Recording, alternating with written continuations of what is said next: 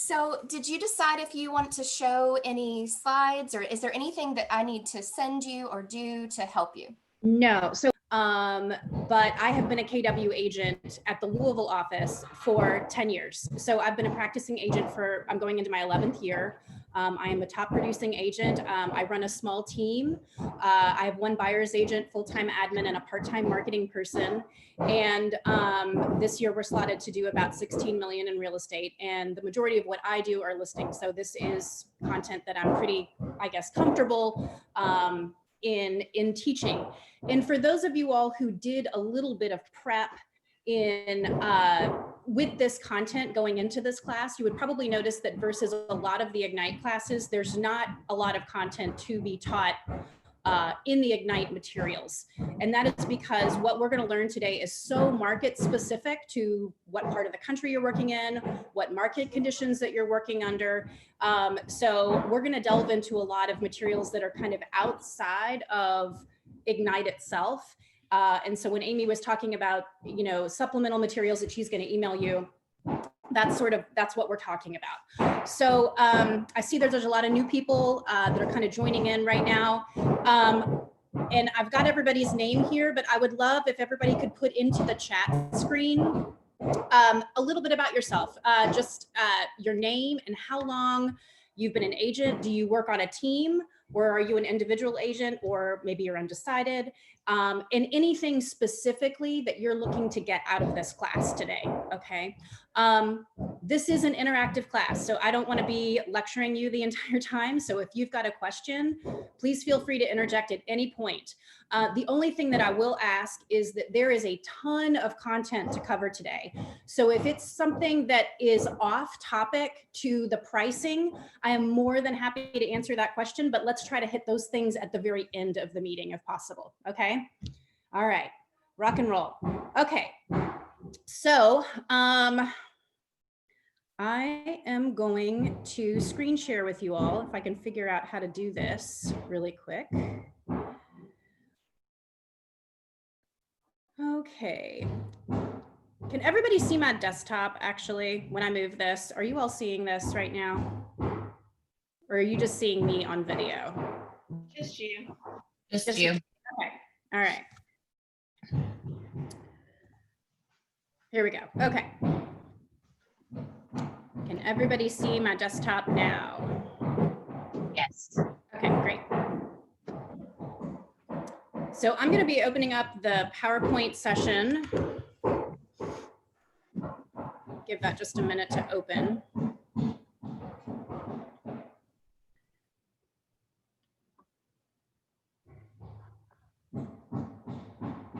And I am going to ask the question really quick. How is everybody doing with the daily activities as far as Ignite is going? Is everybody trying to add people to their database, writing notes, making phone calls? Is anybody having any trouble with that at all? All right. Okay, so pricing to sell.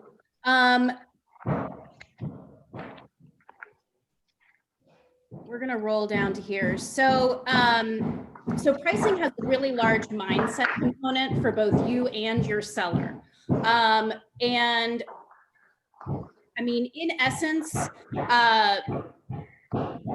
while there are sites out there like Zillow and Trulia and sites that give people recommendations on what their house might be worth, a lot of times that information is really inaccurate. So sometimes sellers have really lofty expectations about what their homes might be worth, or vice versa. They think their home is worth a lot less than what it actually is. And so it's our job as the professional to come in and use actual data to evaluate their property and determine what a fair market value might be.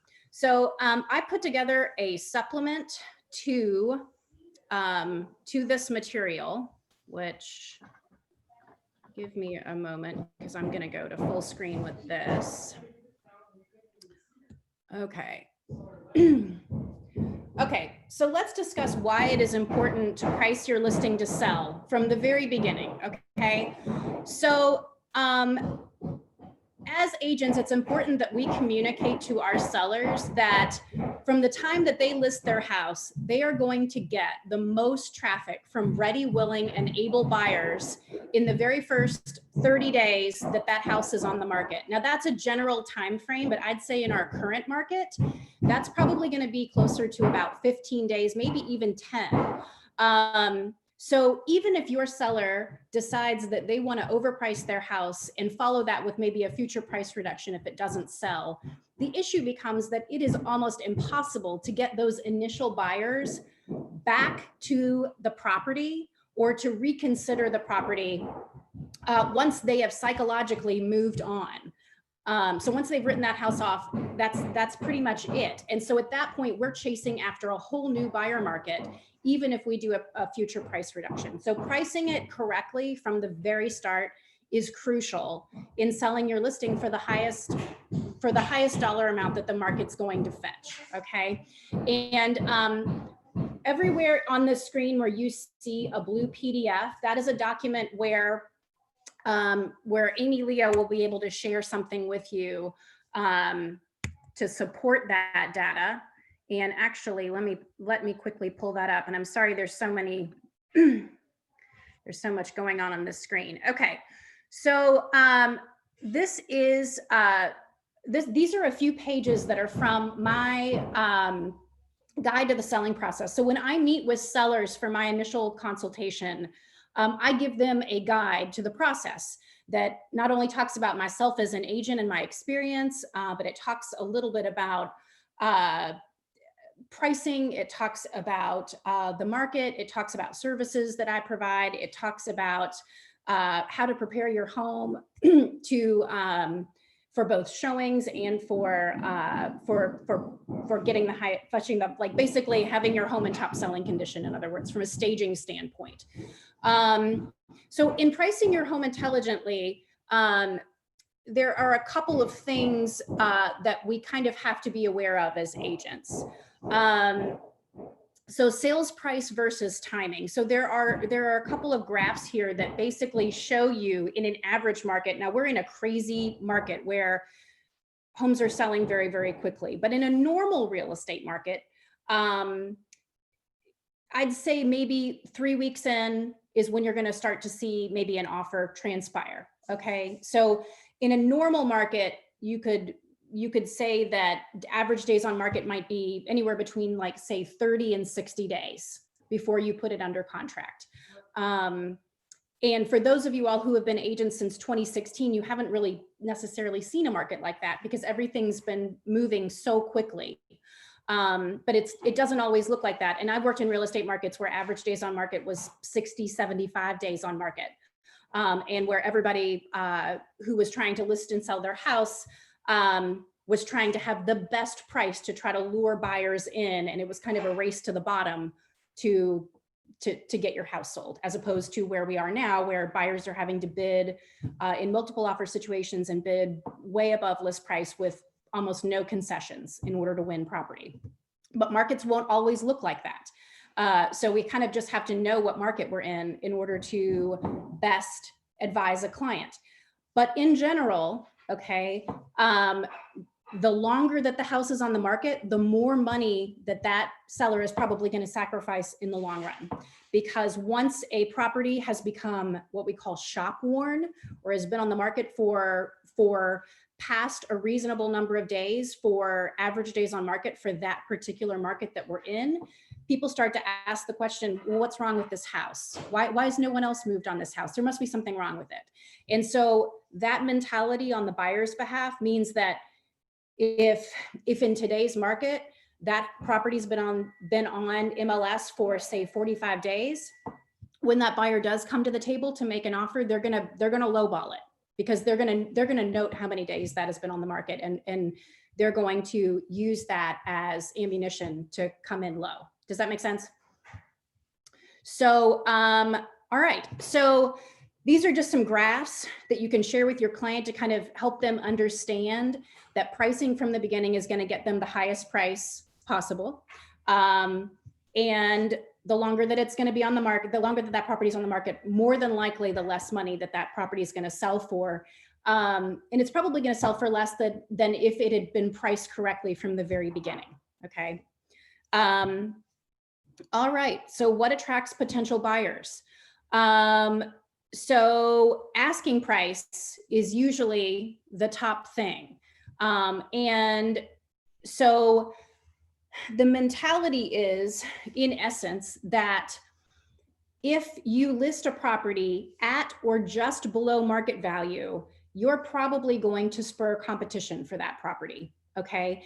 And with competition, we have the price being driven up, and we also have a set of terms, usually to the seller, that's more favorable. So maybe a buyer is willing to make the property not contingent on an appraisal, or maybe they're willing to make their contract like limit the repairs, or in some cases, I've gotten offers on listings where they weren't even going to do a home inspection. It's kind of crazy.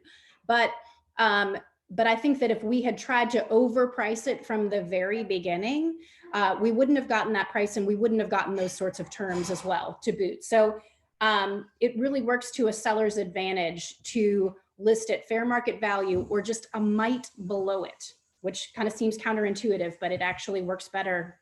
It works to their advantage in the long run. And this item number 3, where it says buyers always determine value. So this is a big thing when we are in a, we're in a buyer's market where there's an abundance of listings, and the hot commodity is a ready, willing, and able buyer. Okay. So what sellers need to understand is that the misconceptions about pricing are as follows. It doesn't matter what you paid for it. It doesn't matter what you need to get for the house. It doesn't matter what it is that you want. It doesn't matter what your neighbor tells you. It doesn't matter what another agent says. And it doesn't matter what it costs to rebuild that house today. So at the very end of the day, the buyers will determine what your value is in the marketplace, because your house is only worth what a buyer is willing to pay for it at the end of the day. And also, in addition to that, what an appraiser says that fair market value can support. Okay, so that is an important point when we talk about the kind of market we're in specifically today. Appraisals, I don't know how many of you all are doing active deals, but I'd love to see some people jump in on chat and talk about appraisal shortages, and if you've been dealing with those, because I will tell you that in an average real estate year, I probably deal with maybe 1, possibly 2 appraisal shortages. And just in the last 90 days, I dealt with 7. So we're in a pretty interesting market as far as that is concerned.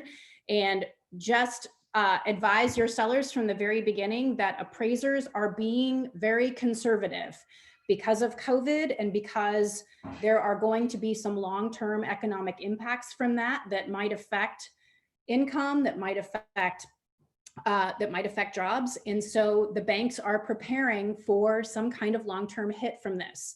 And so they are being extra conservative, both with lending in general and with appraisals. So just be mindful of that, and make sure that you're including that information to your seller during the listing appointment.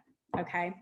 And I would also mention, just on this point, if you're representing buyers and you want to have a conversation with your buyer about making it not contingent on an appraisal, I would just tell you, like, proceed with caution. Make sure that they've got that cash and that they are prepared to pay the difference between the appraised value and the purchase price, and that they know that that is a very real possibility, especially if they're going to get in a bidding war where they're bidding above list price.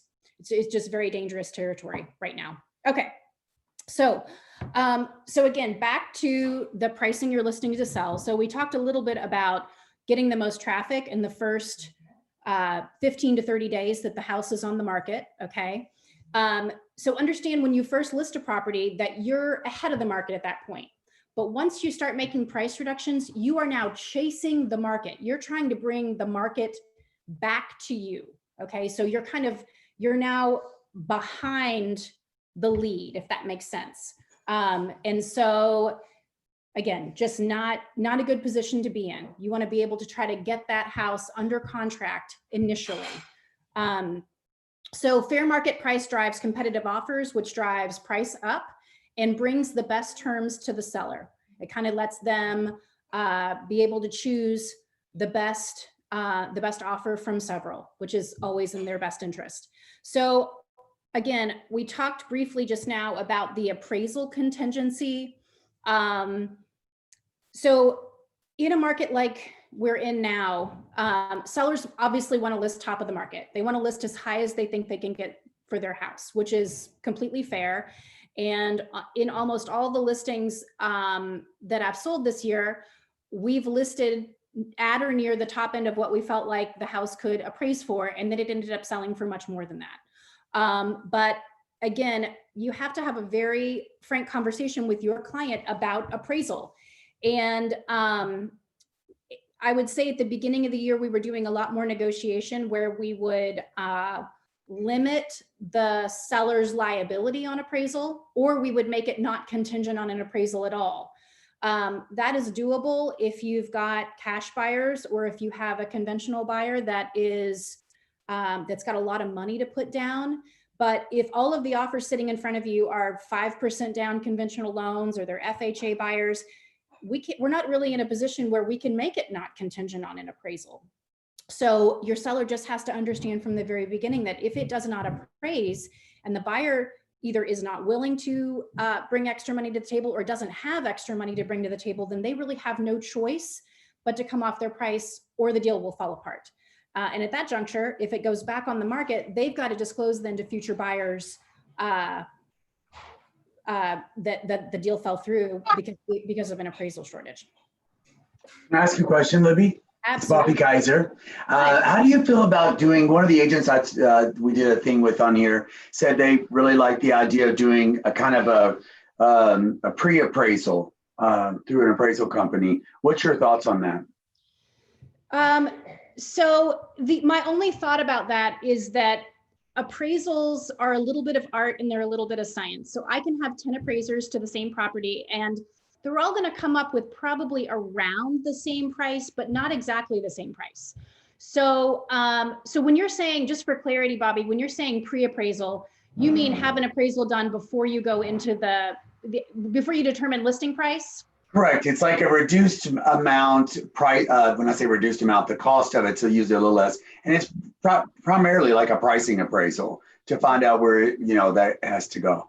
So I will say the only time as a listing agent that I've ever brought an appraiser in prior to is when it is a very difficult property to evaluate. So if it's a really unique property that just doesn't have a lot of applicable comps, or the other end of that is if it's an 800,000 plus house, I will bring an appraiser in pre-listing, okay, because it's worth paying for. But I find that if it's just if it's a standard house in Germantown or in the Highlands or in a like more homogeneous neighborhood, that we kind of are going to have we're going to have enough market data, and I do a detailed enough CMA that I feel like that is maybe an unnecessary step. And again, the decision to do that is all circumstantial, right? Okay. But appraisals are expensive. And again, so just to give you an example, so I have a high-end condo that I have listed down on Market Street, okay? And this is a deal that's currently under contract. And just to kind of give you an idea of the differences of opinion of appraisers, so we had the condo listed for $775. We got an offer that was very close to that. In my comp data, it was, I felt like my client listed it at a little bit of a lofty price, but not completely unappraisable at that value, because it's a very unique situation, okay? The very first appraiser that came to the property valuated it $250,000 under contract price. Yes, you heard that correctly, $250,000 under contract price. So the buyer, because the appraiser refused to adjust value, the buyer went and got a different lender. We put together a whole new purchase contract where my client agreed to come down a little bit off price, right? And then in the next appraisal, the appraisal came back at value. Okay, so I guess my point being that The other piece of that I guess I question is that even if we have that appraisal in hand going into the listing, if it gets multiple offers and it goes, let's say 10% above that value in the long run, then I don't really know what good that appraisal would be. And no bank is they're gonna only value their independent appraisal, so basically when your buyer for your listing goes to order an appraisal, it'll be through a third-party company. It'll be a completely independent opinion of value. And that is the only one that they're going to work off of. Does that make sense? Okay. It's not going to Yes, it care what does. your appraiser said. So if your appraisal came back at, let's say it's a $300,000 house. Let's say your appraiser came back and said, we think this house is worth 310, but the purchase price was 320. Okay, let's say there was multiple offers and we ended up at 320. And that appraiser comes back and goes, yeah, no, we think it's worth 290. Well, guess what? That buyer's lender is going to go off of 290. They're not going to care that your appraiser came in and said, oh, it's worth 310. Like, Gotcha. you see Okay. Yeah, no, that's really good. It actually happened to my house in Kansas City. I had a pre-appraisal done and it came back at 325. And I had done my own research and I said, I think it's worth way more than that. So I listed it at 359.9 and I had 3 full price offers the first weekend. Fortunately, one of them was in all cash and didn't want an appraisal. So I ended up closing 2 weeks ago for that 359. And the only reason I'm questioning this because another agent said they thought that we should do it. But for me, if I had not had a mindset that I know it's worth more and I've done a little work, I might have stuck with 325. And I'm not sure that the market would have stretched it $35,000 up. Maybe it would have, but I don't know. I don't know if I want to chance that. Yeah. I mean, again, I just don't. Okay. I mean, but again, I think it also, like, I've been doing CMAs for so long now that I feel pretty comfortable in that realm. And honestly, like, for those of you all who are established agents and who have listed a lot of property, you might also notice that you might get regular phone calls from appraisers. So I probably take 3 or 4 phone calls or emails a week from appraisers asking me about my comps and my sales and asking me specific questions about those deals. So understand too that I feel like, you know, agents rely on appraisers and appraisers kind of rely on agents too to try to get that market data right. And so I feel like with that level of experience, I just don't feel like it's necessary that I hire an appraiser to come in and do something. Because here's what's also crazy. If I run a comp analysis, okay, and come up with a value, what's so interesting to me is that when my, okay, so let's look at it from the other perspective. I always run a quick CMA for buyers before we put an offer in on a property because I want to make sure that we're within the realm of what, number one, it can appraise for, and number two, what's reasonable, okay? Because I definitely don't want my clients to overpay to the point that when they call me to sell their house in 5 years, that I have to deliver the news to them that in this current market, your house is worth $50,000 less than you paid for it. So I always want to sell real estate responsibly. That's important to me. But what's interesting to me is that when my buyer then goes to have an appraisal done, if I receive a copy of that appraisal, the appraiser used none of the comps that I would have thought would have been reasonable comps. Like they used comps that were 3 miles away and that were, different style of house. But every appraiser kind of has a different set of criteria that they're plugging in to determine what comps are appropriate. So it's really, appraisals are really interesting to me. Like, I mean, sometimes it makes no sense. So, all right. Any other questions, I guess, about appraisal or, and we can dive into this one a little bit more deeply just because I know that there are so many questions around how that works in a real estate transaction. Does anybody else have questions on that front? All right, great. Okay, moving on. So the pricing strategy should be based on the real estate market climate at the time of the listing. So here's what I mean by that.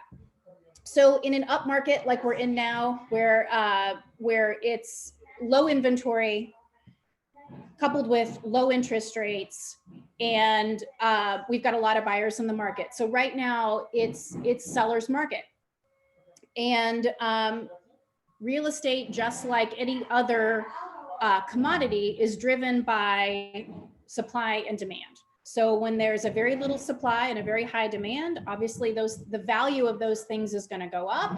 And then transversely, when there's a huge supply and very little demand, the price of that thing is going to go down. Okay, so it's just the basic law of economics. Okay, so the market that we're in right now kind of dictates that we can list with rather lofty expectations, and we'll probably get it because there's just so little inventory for buyers to choose from. But as we kind of touched on earlier, this market isn't always going to look like the market we're in now isn't always going to be what the Louisville real estate market looks like. We have ebbs and flows, there's market shifts, and at some point we are probably going to revert into a buyer's market where we have way more listings than we have demand and buyers that are in the market. So in those sorts of markets, we are actually having to take a really strong look at what our competition is. So what other homes are listed on the market?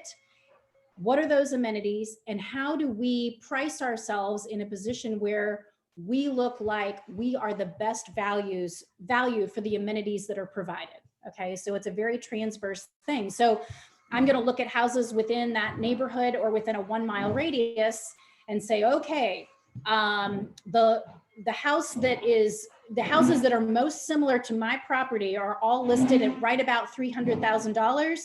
Hey buyer, or hey seller, let's list at 290, and see, because what I want to do is set that house up to be the best value for the amenities provided in a market where we're in a buyer's market, essentially. Okay. Any questions about that? Okay. So the next thing that I kind of want to go over is, what is the plan? Like, how do I approach from the time that I get a phone call or when I have a listing lead? How do I approach that situation and how do I integrate the price into in evaluating the price into the whole listing appointment and selling my services and winning that listing? Okay, so when I first talk with a seller, number one, I realize that we are in the age of COVID, but it is very important that we meet with our sellers in person, but do so safely, because there are some things that are going to be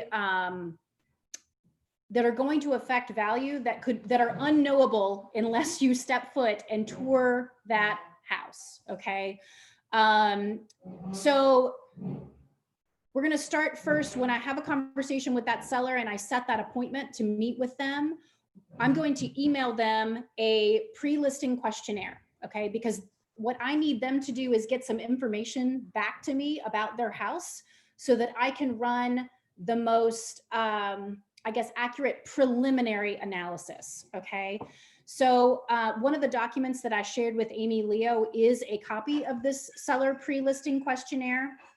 And I'm going to pull this up really quickly so we can all kind of take a look at it. So this is what this looks like. I mean, obviously I branded it, but you all are welcome to take this data and edit it for yourself in your own business if you find it to be a helpful tool. So obviously I need to know their contact information. I need to know number of people in the household, and if they have any pets. Why are they looking to sell? What's their anticipated time frame for moving? During ownership, has the home ever been listed by yourself or another agent? If yes, please explain. Do they currently occupy this residence? Are they looking to purchase another home following the sale of this one? And briefly explain that. I need some quick details about their current property address, the approximate square footage, number of bedrooms, number of baths, number of half baths, garage, basement, if the basement's finished. So here's something I want to note for you really quick. There's a lot of preliminary research that we're going to do on this listing before I run this preliminary CMA and before I meet with my seller. Specifically, I want to pull up the MLS history for that particular property address.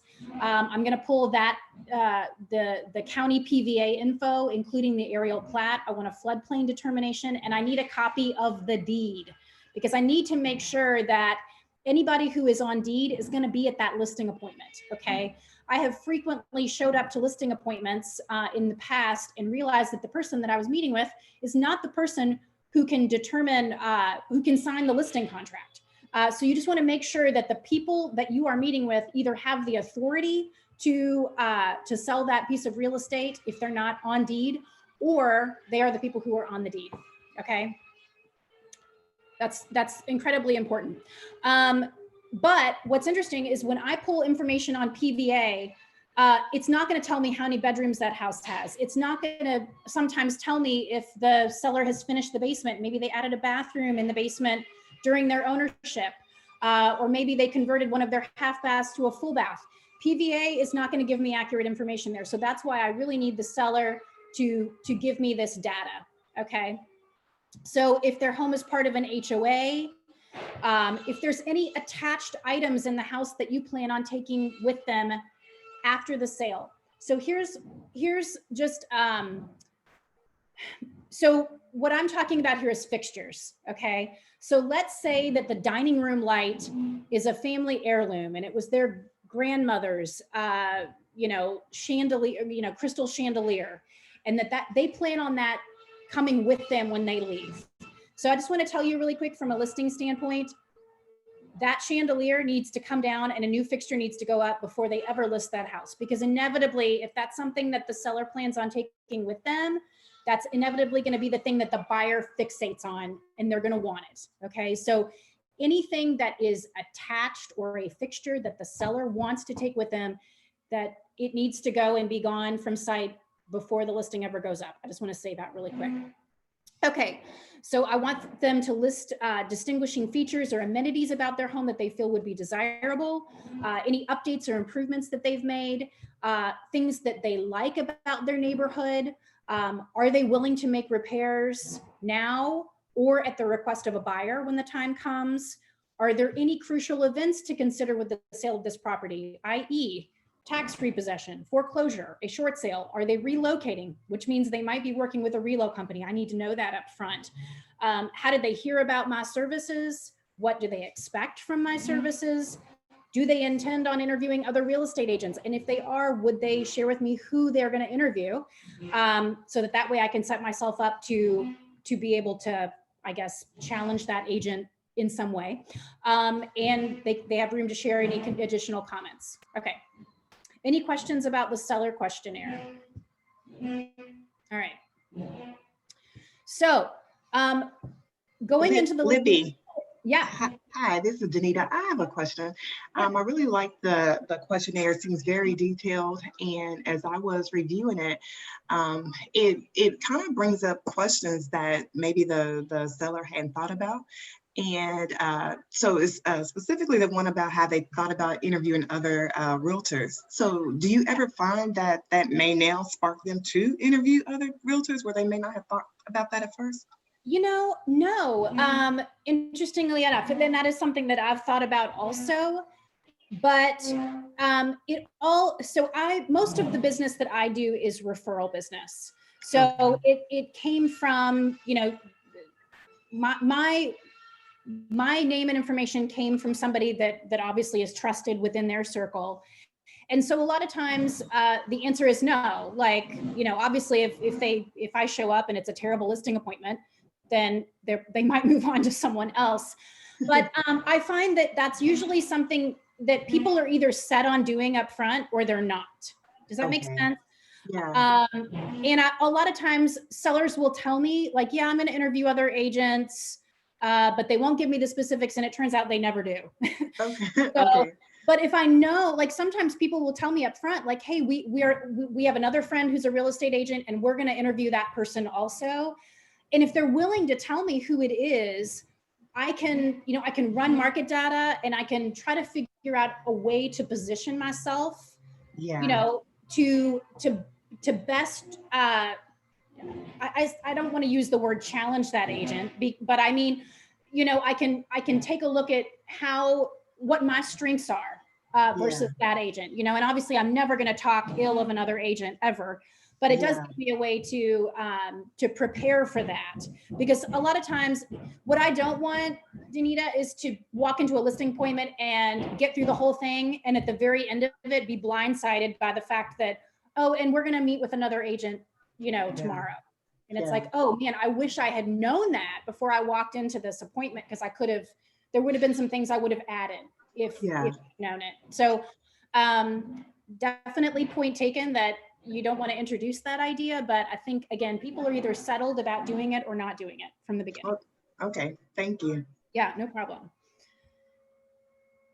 Okay, let's see here. Okay, so once I have the seller questionnaire back and I've run my preliminary research, I'm going to start a preliminary CMA in the MLS. So the purpose of running this preliminary CMA is so when I walk into that listing appointment, I have a good handle on activity in that neighborhood prior to this appointment. Because what you don't want is to walk into this listing appointment and have your seller know more information about what's on the market, what's sold, what's pending, and how much for than you do, okay? However, this is super important, so I want everybody to burn this in your brain. Do not give an opinion of value before you have met with your client.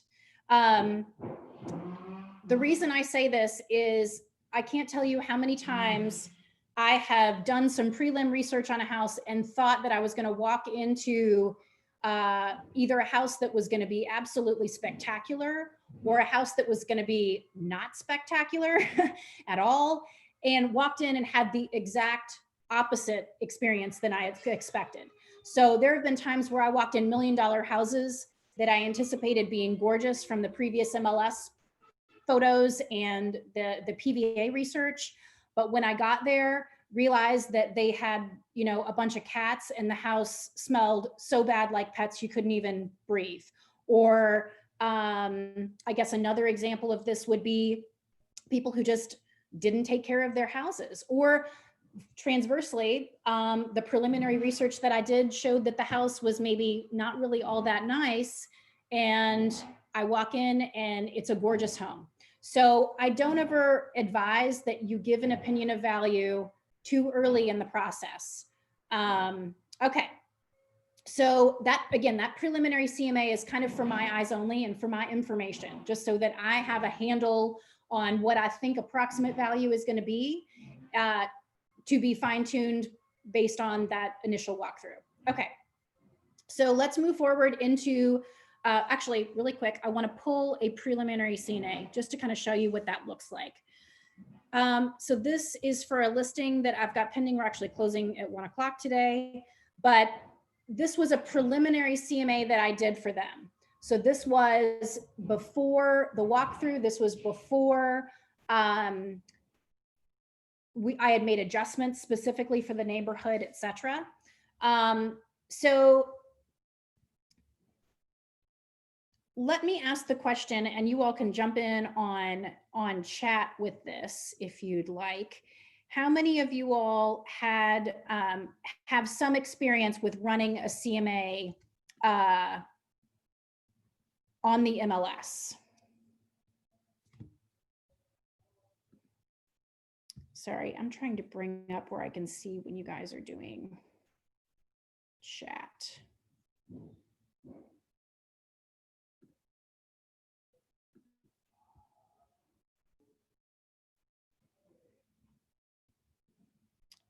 I personally haven't done them for a client yet, but I've tried a couple times just so I had an idea, so I knew what I was looking for.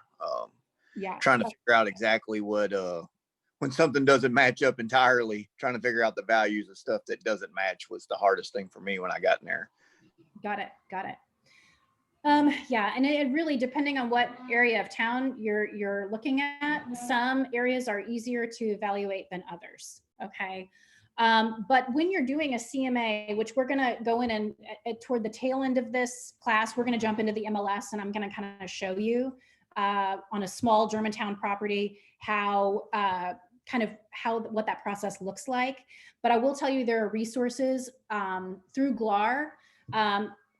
I think they're doing it via Zoom, but it's like, I think they call the class like MLS Ninja or something like that. And it goes very in depth on how to utilize the MLS and how to use all of the functions within the CMA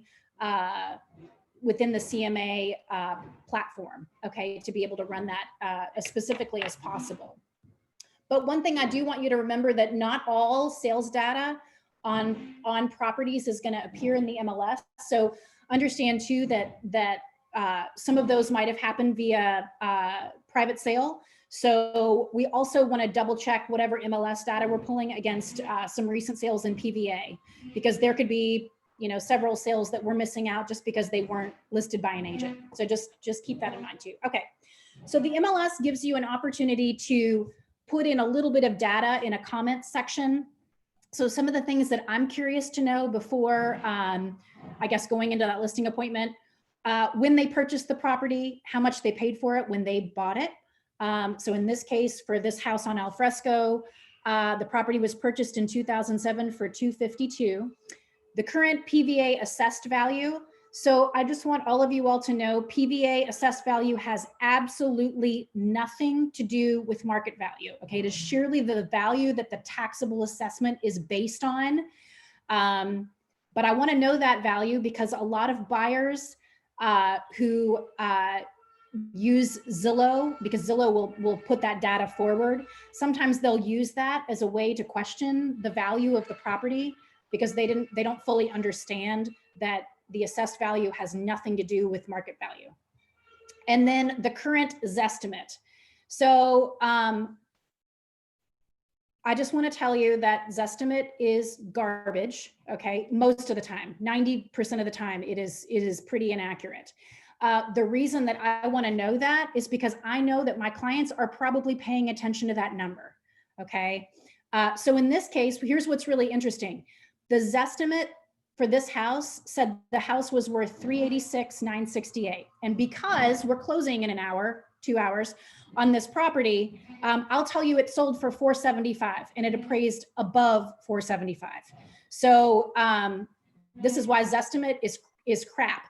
If you're in a very homogeneous neighborhood where all of the properties are very, very similar, so like new construction neighborhoods where there's really tight HOA restrictions on number of bedrooms, square footage, if there's a basement, if there's a garage, etc., then those numbers will typically be more accurate. But if you're looking in a diverse area of town where houses are very different from one another, like in the Highlands or in Crescent Hill or in St. Matthews or Butchertown or Old Louisville, just know that Zestimate is, the algorithms do not know what to do with neighborhoods where you have a $200,000 house sitting next to a $600,000 house. It doesn't understand how to compute that.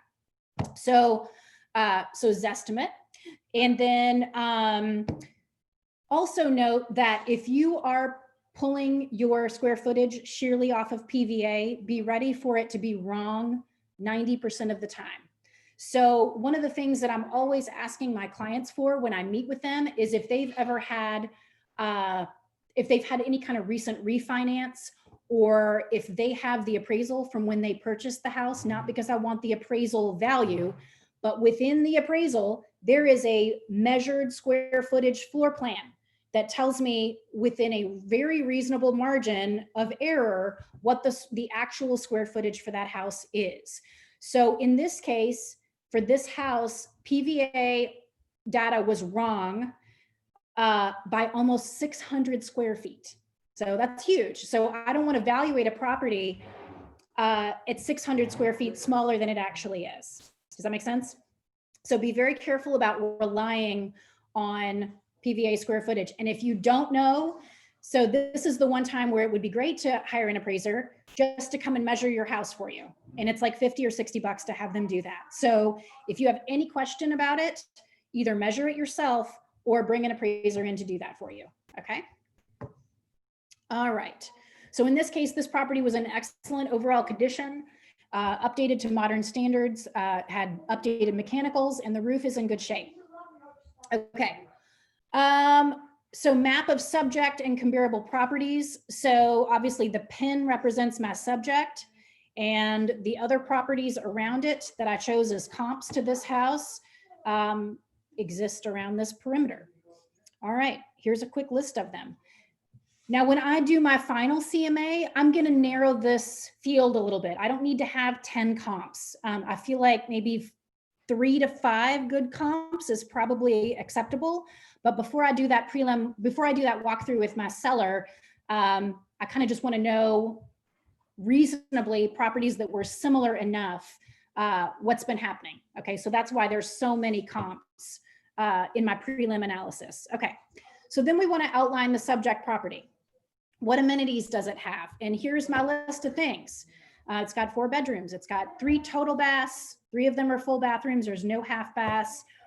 What the approximated above grade square footage is, finished, below grade square footage, unfinished, below grade, the acreage, what kind of garage or parking situation is provided with this particular property, any kind of exterior amenities. So like covered front porch, a deck on the back of the house, maybe there's a patio, maybe there's a in-ground pool, maybe there's, you know, maybe there's a pergola, like any kind of outdoor amenities that might give that house some value, the year that it was built, and the style of the house. Okay. So here are the comps that I pulled, okay, that were similar in style. So that's an important thing. Like if I've got a 2-story listing, I'm probably not going to compare it against a ranch house, okay? I want to find other properties that are 2-story homes that meet within a reasonable threshold of the square footage. So I'm also not going to compare a 1,000 square foot house against a 3,000 square foot house, because those things just don't comp out, okay? So because it's the Highlands and because there's always a lot of sales going on in the Highlands, it's very easy for me to find houses that were comparable to this home, obviously.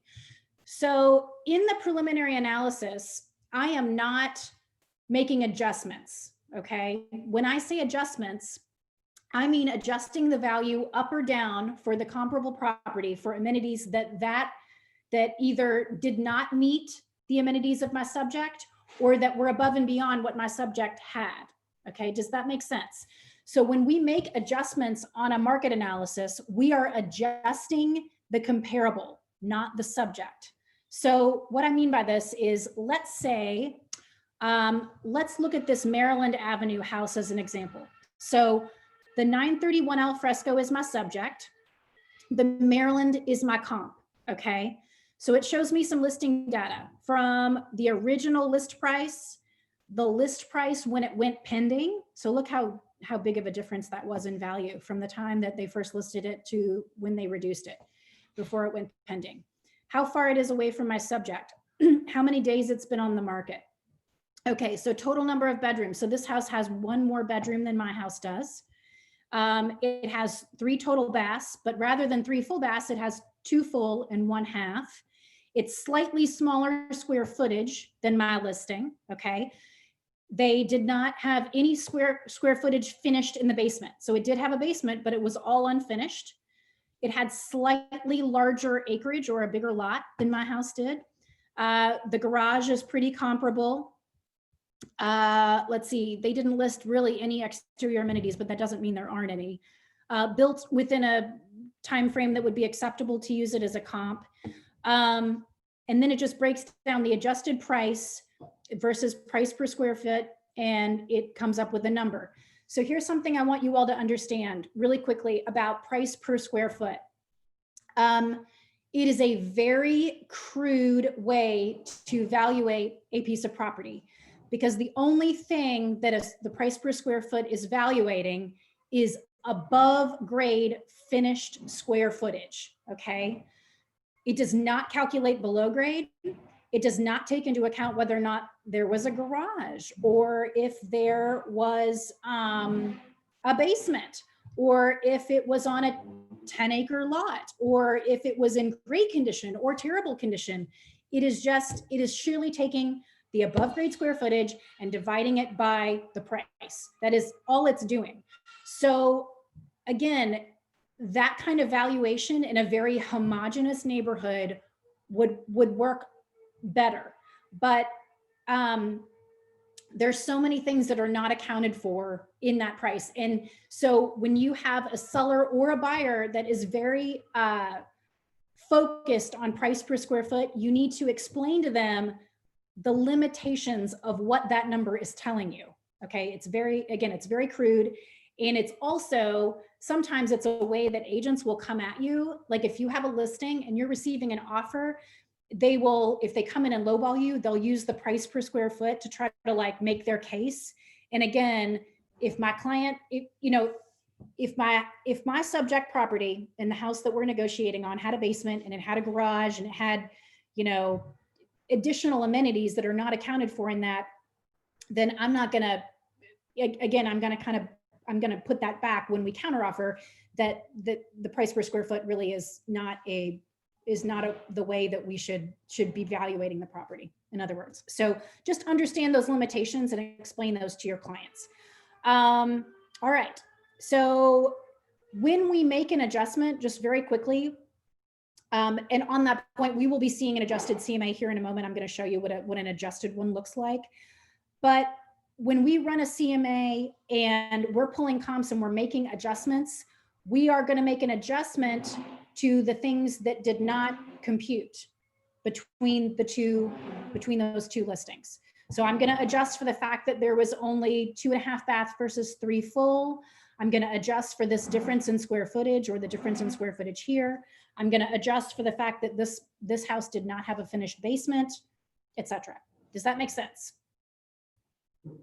Okay. Well, my question would be is when you say adjust, do you have a chart that you kind of weigh like what is worth what? Well, I've been doing this for long enough that it's all up here. However, I have a copy that was shared with me by Amy Leo. The Bella DeMoro group put together I'm trying to see if I can find it here. They had put together a pricing adjustment guideline, which I'm going to have Amy email to everybody.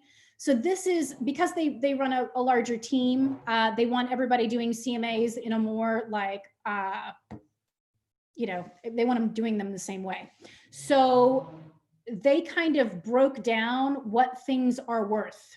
Like, so in other words, if I'm making an adjustment for a 200 square foot difference between my subject and a comp, like what's the value of that difference in square footage? Above grade versus below grade square footage. So finished basement space is not worth as much as above grade finished space. What's a garage worth? What's a deck worth? What's a front porch worth? So there's all of these different aspects and what's a super dated kitchen from 1970 worth versus a custom, modernized, like blown out, super expensive gourmet kitchen worth. So I will have her share those with you. But this is a good basis and guideline to get you started. Okay. And this is one of those things that we could probably teach a 5-hour class just on adjustments. It's kind of in depth, but this is a great rule of thumb. Okay. That's great. Thank you. Yeah, no problem. Okay. All right. So we've kind of taken a look at a preliminary CMA. It's important that you know the market data pretty well before you walk into that listing appointment. Because again, you don't want to, it's pretty embarrassing to walk into a listing appointment and have your seller know more about the market data in their neighborhood than you do. So you just need to know exactly, you need to have some command on that data before you walk in and start discussing it.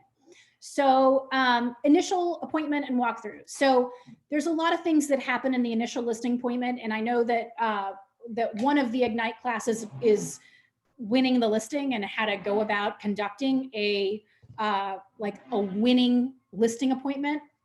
So we're not going to delve too much into that. What I want to focus on is what happens and where my mindset is in that listing appointment, just sheerly when it comes to valuation of the property.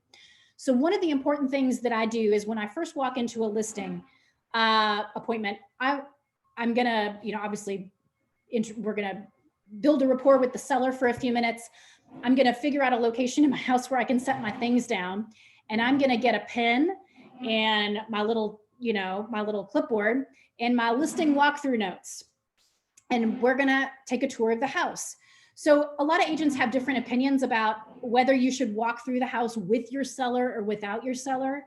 A lot of agents feel like they want to do their own independent walkthrough just to kind of be able to see the house through the eyes of a buyer. And that's fine. There's really no preference. I like to do the walkthrough with my seller because I want the commentary that's going to come with that. So that's a chance for me to build a little rapport with them, but they might be telling me things about the amenities in that space that I might need to know. So I feel like that there is value doing that walkthrough with my seller. Okay, so what kind of notes am I taking when I'm doing the walkthrough? Okay, well, I'll tell you. And this will be another document that Amy will share with you. So this is what I'm filling out when I'm walking through the house. And some of this I will fill out prior to our appointment, obviously with the neighborhood and if there's deed restrictions and HOA fees, architectural style, etc. But these are the notes that I'm taking. Okay, so this is all pretty self-explanatory. I'm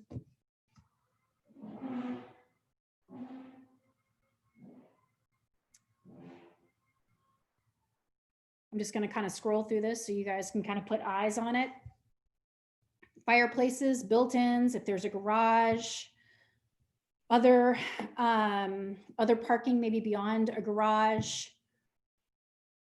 Okay, really quick, I'm going to stop right here at HVAC, roof, windows, and siding. Okay, so there are certain things that can be quote unquote upgraded in a house that add value to the property.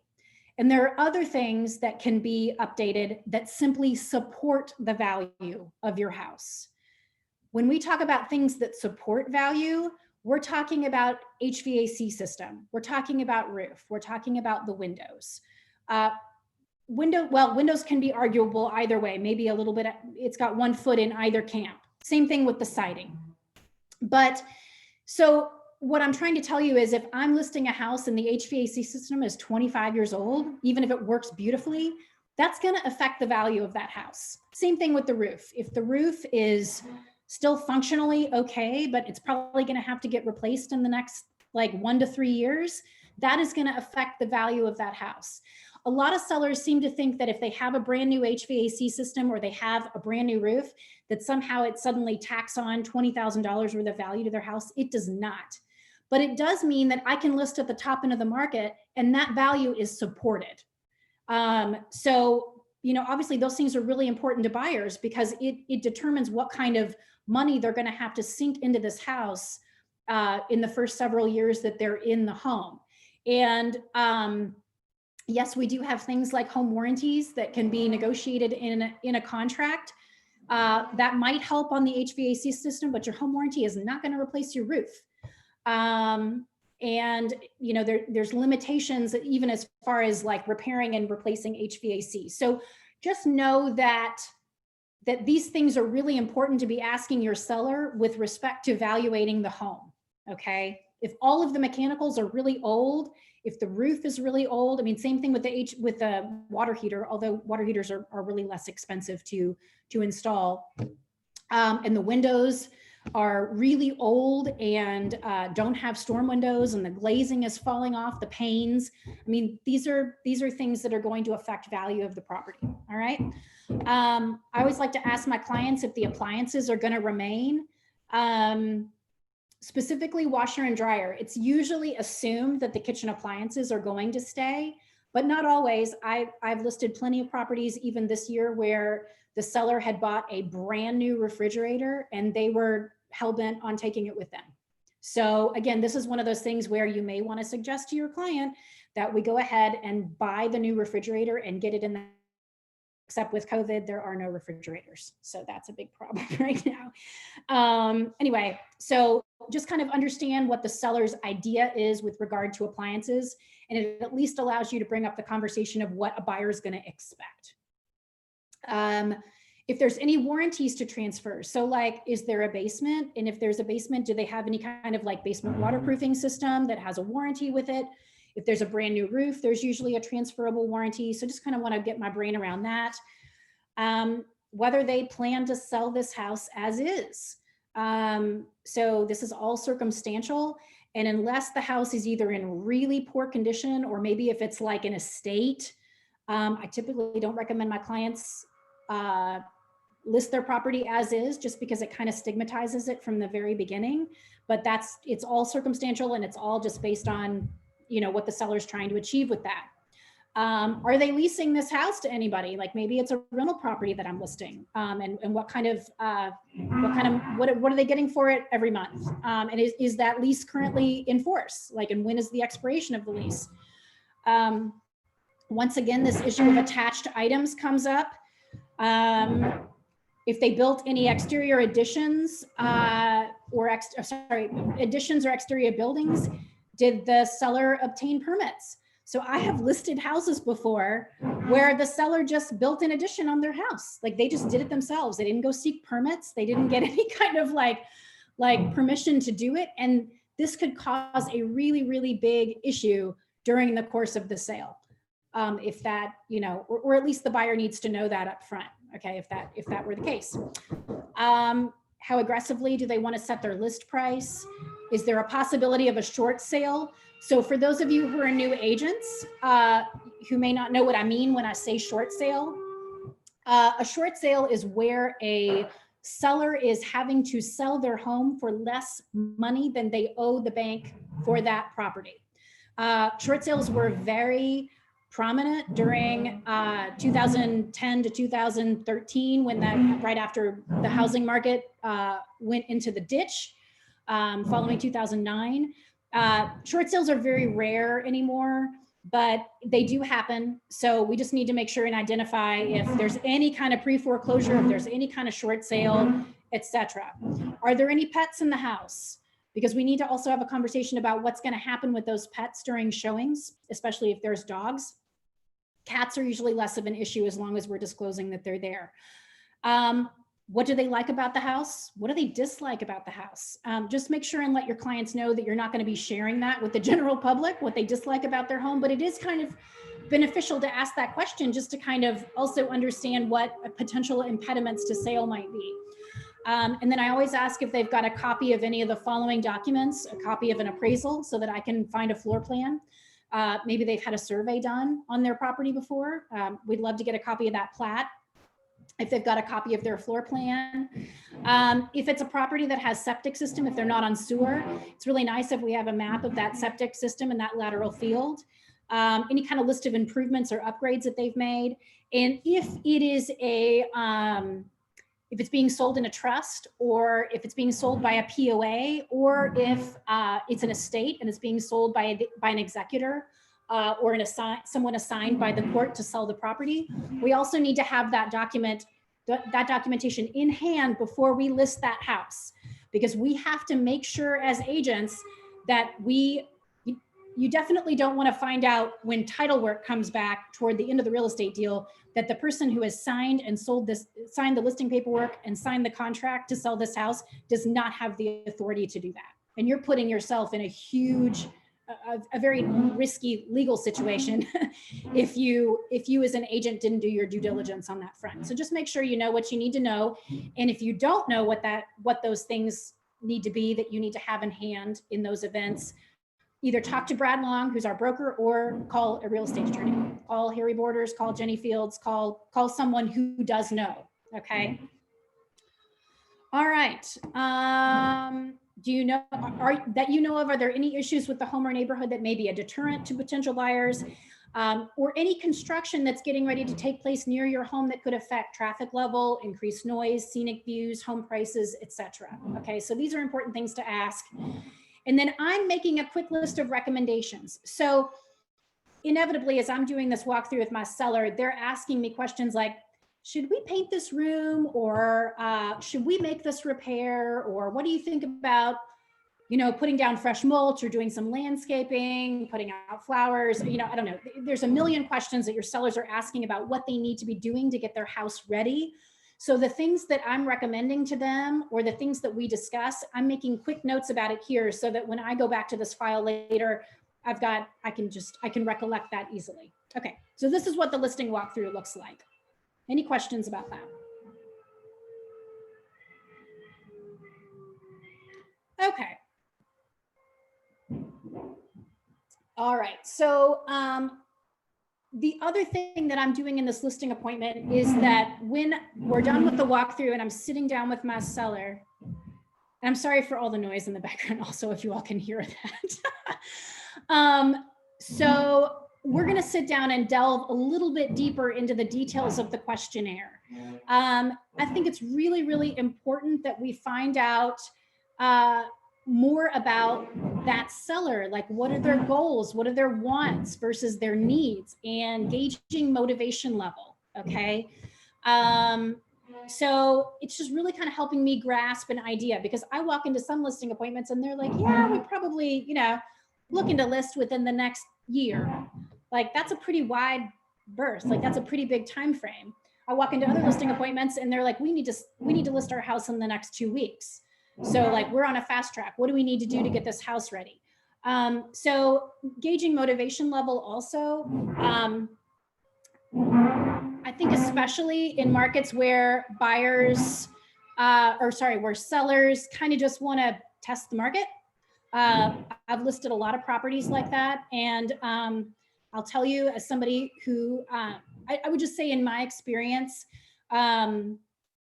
I'm much more cautious about the types of listings that I will take, gauging after I've gauged motivation level of my sellers, because as most of you know, and you've probably heard by now in the Ignite classes that you've taken, they say you've got a list to last, because a listing is basically free advertising for you. And it also, for the time and energy put into it, it yields the least investment of time and energy for the same yield as working with buyers. So in other words, you get in a car and you're driving around with buyers all day long, you're spending gas money, you're driving all over town, whereas a listing is just basically the initial meeting, getting the house on the market, and then basically sitting and wait for an offer, and then the contract to close process. So it's a little bit more seamless. And this, myself as an agent, I could probably list 50 houses a month, but I couldn't work with 50 buyers. That's not possible. So listings really yield themselves to be the best bang for your buck as an agent, by a wide margin, okay? However, listings are also a little bit more expensive on the front end. Most agents, I think that if you plan on taking your listing seriously, you're probably going to hire a professional photographer. In some cases, depending on the listing, I will pay to have a stager come in and meet with those clients, like do an hour consult on helping them get their house in top selling condition. Oftentimes I will pay an appraiser to come in and just do quick measurements of the property. So but that's also a way that I can sell myself to my client, because I explain to them that I also have skin in the game, that I also I'm investing in getting their house sold. And in that, because of that, we're kind of in it together, if that makes sense. So, but when I meet with a client and I can gauge that their motivation level is really low, and that it's really the same to them if it sells or if it doesn't sell, then I'm going to really take a hard look at whether or not that's a listing that I want to spend my time, energy, and money taking on. Now, here's what I'll say though.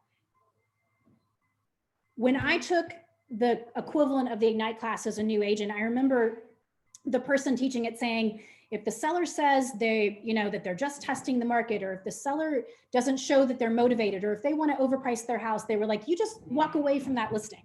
And I remember thinking as a brand new agent, like, I don't have that luxury. I'm a brand new agent. I'm going to pick up every single piece of business that comes my way. So I respect that. okay? But just really know what the risks are and understand that if your client presents from the very beginning that they're probably going to be difficult or they plan to overprice their house, that you build something into the listing contract, which we'll talk about the details of that in just a second, that you might want to build something into the listing contract that maybe protects your investment or outlines a reasonable set of expectations for the long run. On maybe, an example of this would be if your client really wants to overprice their house, that you say to them, okay, listen, I'll take your listing and we'll start the listing out for the first 20 days on market at your price. But if we don't receive an offer or an acceptable offer within the first 20 days, then in order for me to take this listing, I'm going to have to have an agreement that on day 21, we go to my price. Okay.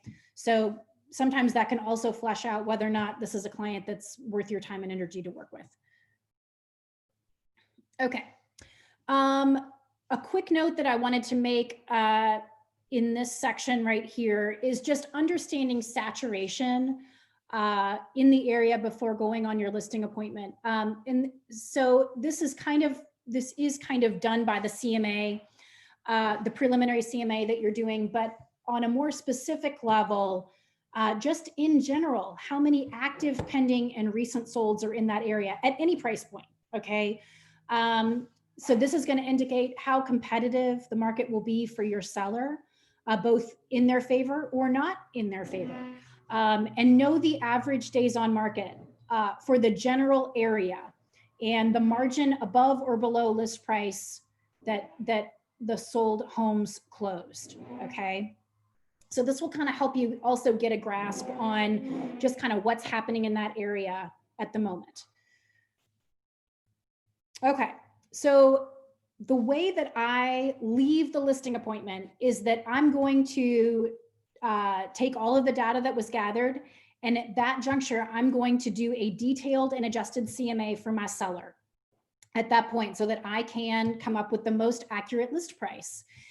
And this is beneficial for two reasons. Number one, I'm coming at that CMA with the best data, with the most accurate data, so that I know I can be correct about the value that I'm recommending to my client. But it also gives me an opportunity to have a truly meaningful follow-up with them after the listing appointment. So I'd highly recommend that you get that CMA, that finalized CMA, finished within about 48 hours of that listing appointment. And at that point, you can also make all of your recommendations on price, or maybe some staging action that needs to happen in order to get that house truly ready for sale, depending on their time frame. Okay, but I think that it also gives the seller the impression that you truly are concerned about getting it right. Okay, so I have kind of approached CMAs over the last decade of experience from two different perspectives. And when I first got into the business, I would run a CMA going into the listing appointment, and I would kind of adjust it on site based on my thoughts at that time. But what I found seemed to be the best route and would gain the most clout with my seller is when I broke that up into two different appointments. And sometimes if the seller can't meet again on the back end to review the CMA together, that's okay. I'll just send out a detailed email, include a copy of that finalized CMA as a PDF, but then I will call them and say, let's discuss this. And with COVID, that's been a little bit more reasonable follow-up anyway. So we're gonna go over a detailed CMA here in just a moment. But when you come up with that value, there's always been a debate amongst agents about pricing. So a lot of people will price things at, say, $399.9 versus $400.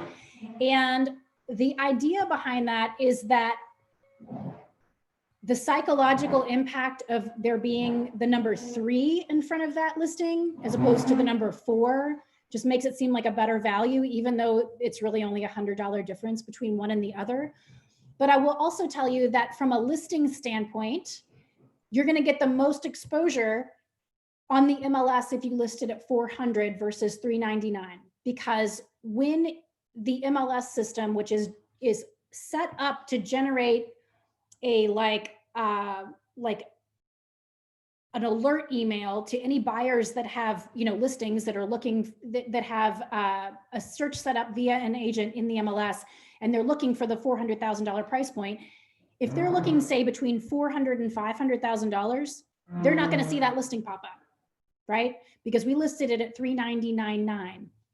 But if I've got a search set up for a buyer where their price point is $350 to $400, okay, they're still going to see that listing pop up. Does that make sense? So we're missing that any buyer that put in a $400,000, maybe to $400,000 to $450,000, isn't going to get that email alert because we listed just under $400,000. And most people, most agents will put in those searches in like either $10,000 or $25,000 increments.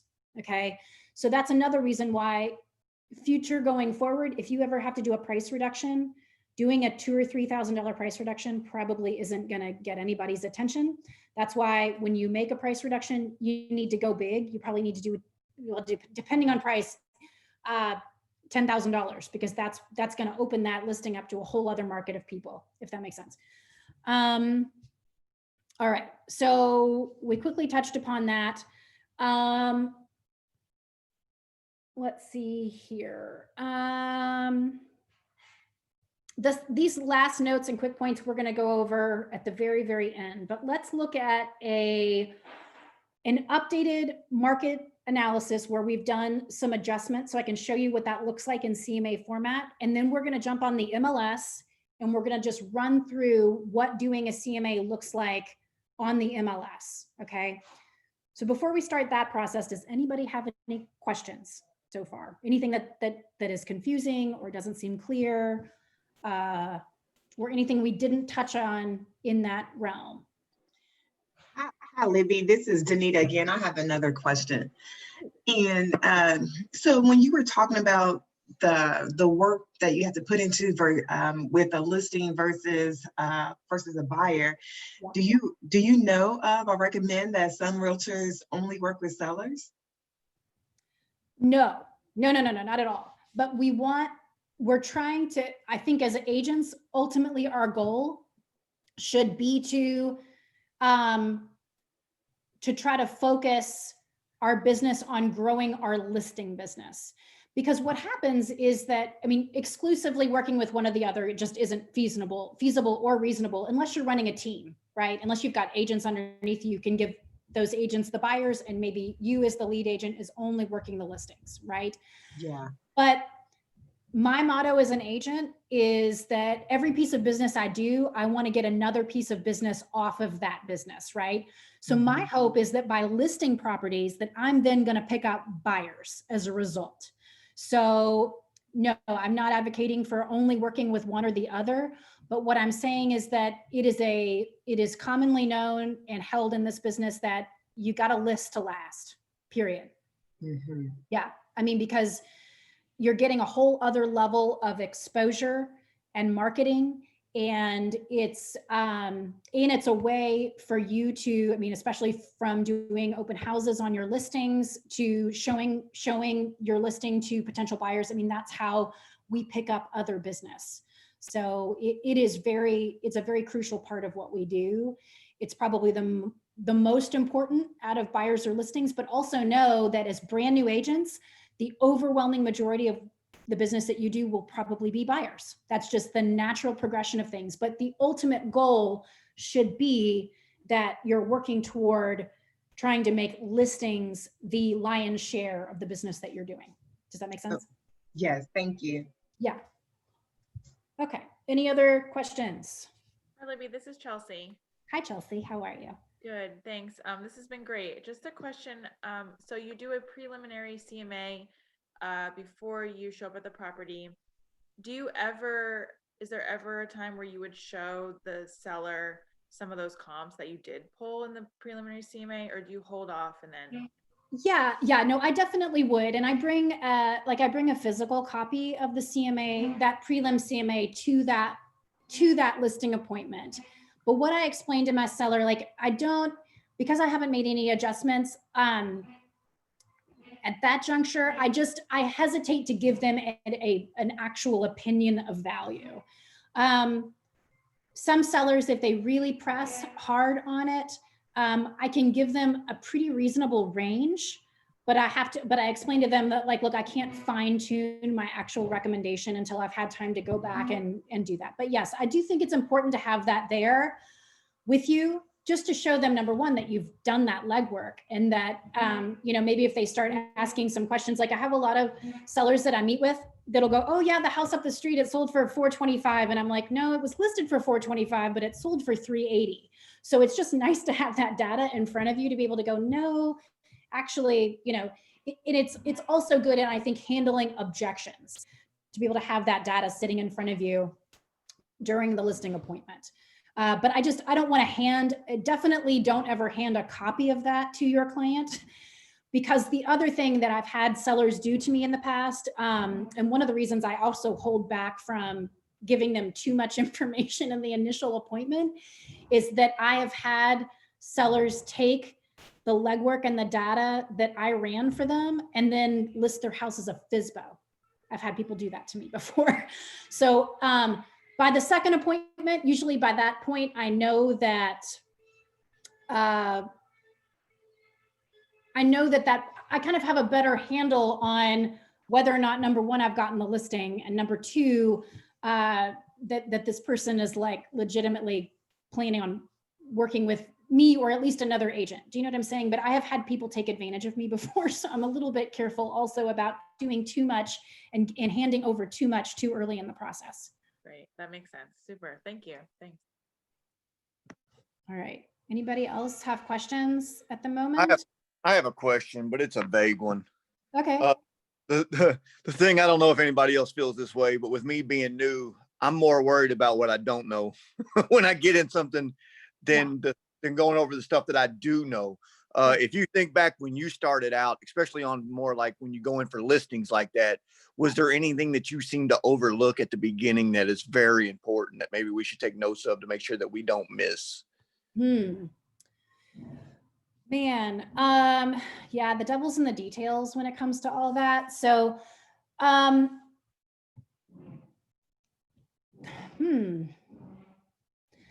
think that the biggest thing is that was kind of a learning curve for me was just like, trusting my abilities. And again, sometimes I would, I think I would come to the table with and give away too much information to the seller. Like we just kind of talked about briefly the times that, like, as an agent, I've been taken advantage of in that way. Like somebody used my data to then like basically curtail me. So they like brought me in as an expert and then we're like, hey, we're going to do this ourselves now. So I guess I'm just a little bit more of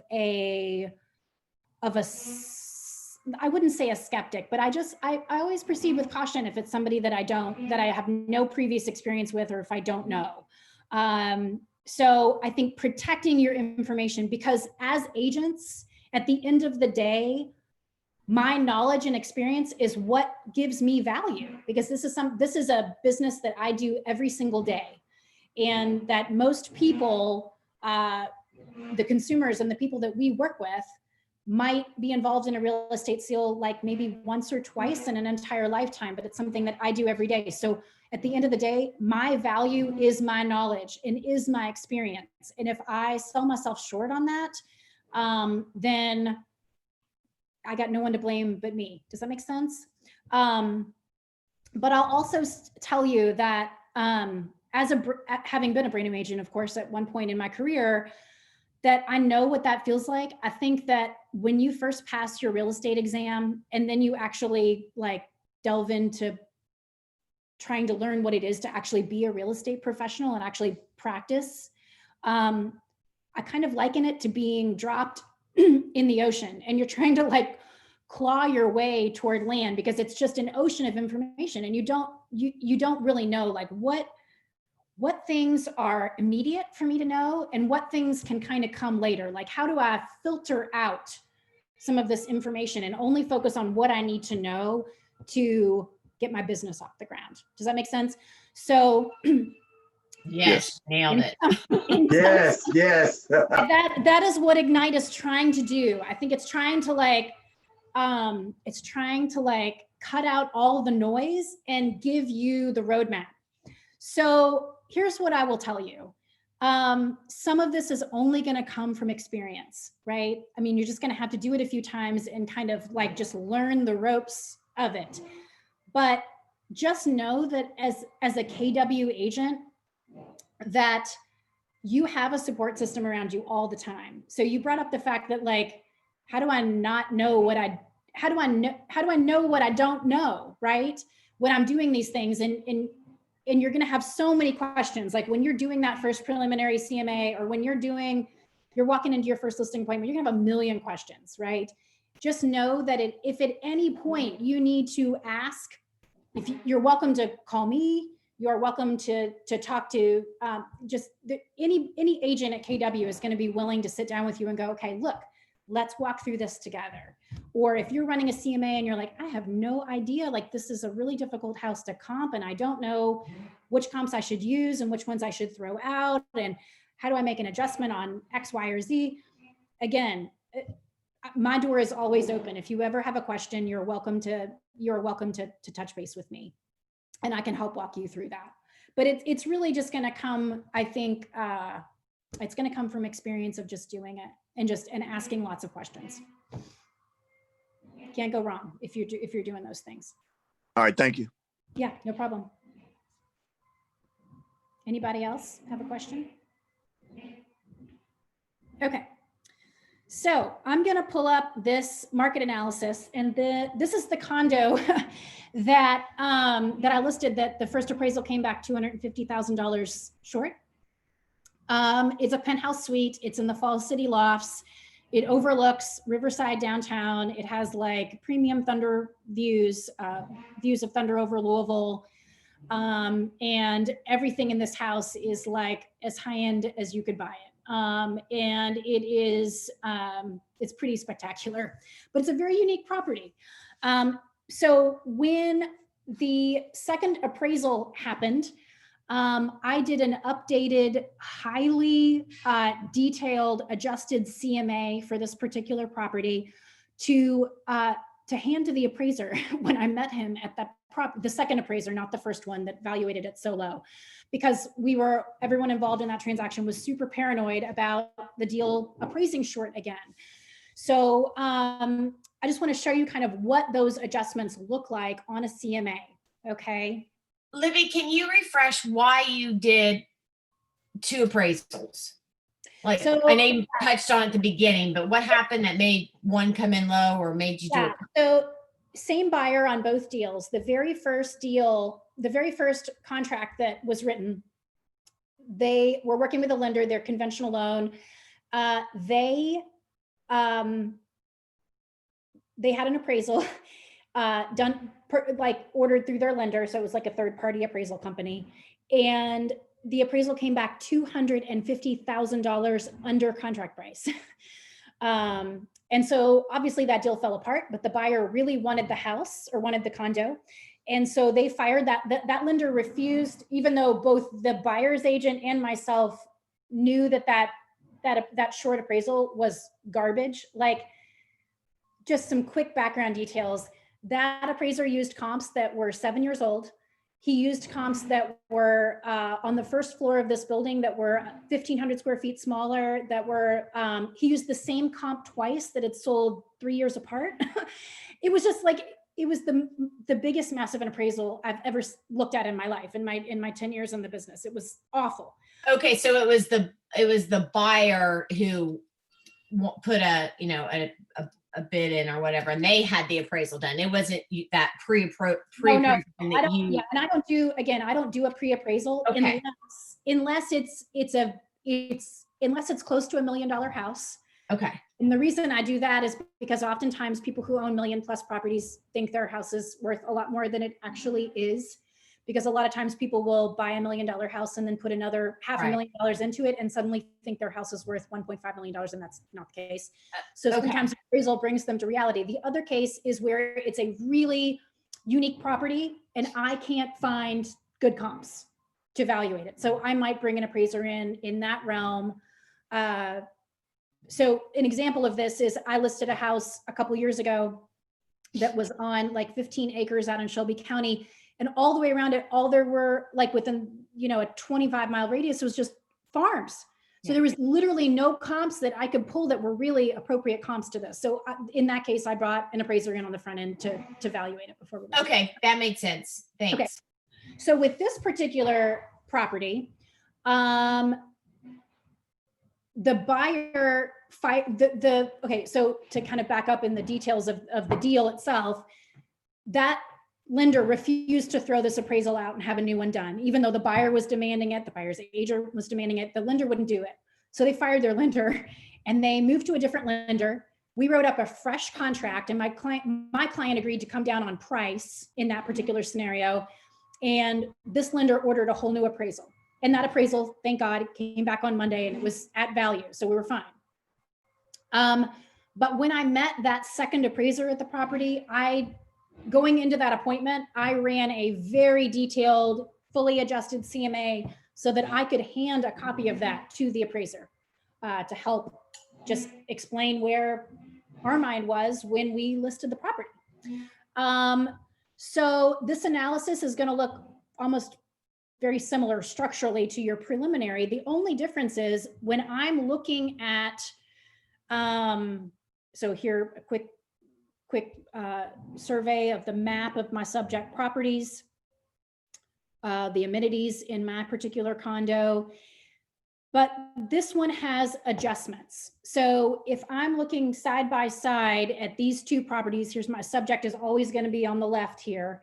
If I am looking at the subject property side by side with the comp, there's going to be adjustments. So it's going to show how the two properties compare side by side. But then when I scroll to this page, you're going to see some dollar adjustments where you see a plus sign. And there are some cases where you may see a minus sign. So like this would be an example of that right here on Witherspoon, okay, for square footage difference.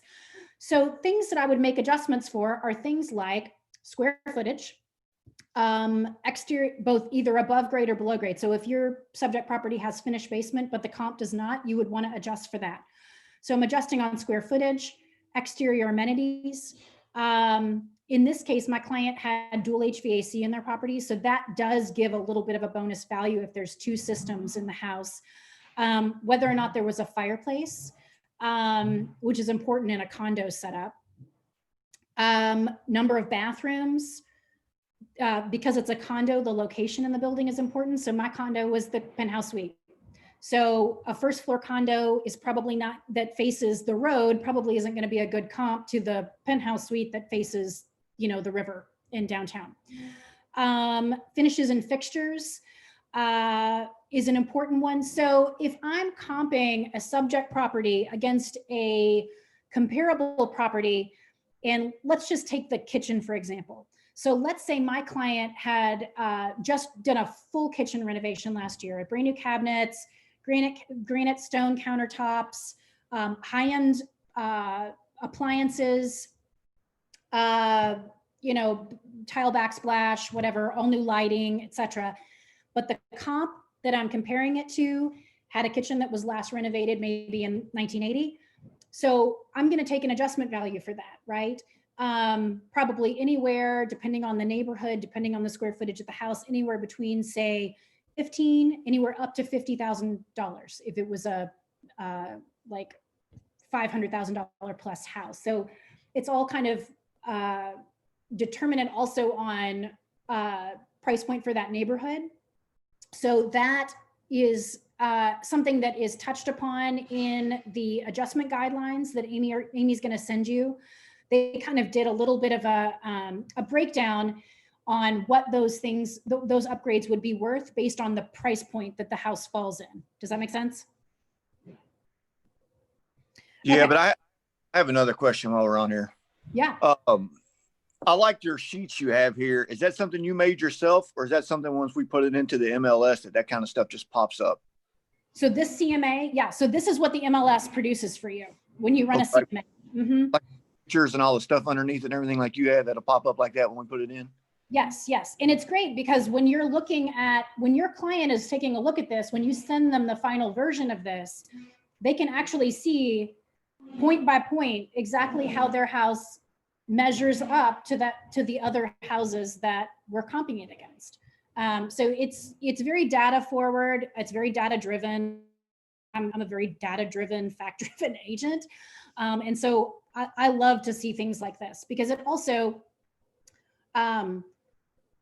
helps really put things in perspective, I think, for clients that think their house is worth more than it actually is. So, all right. So I've made my adjustments on these 3 comps on this page, and what it will do, the system will generate an adjusted price as a result of that.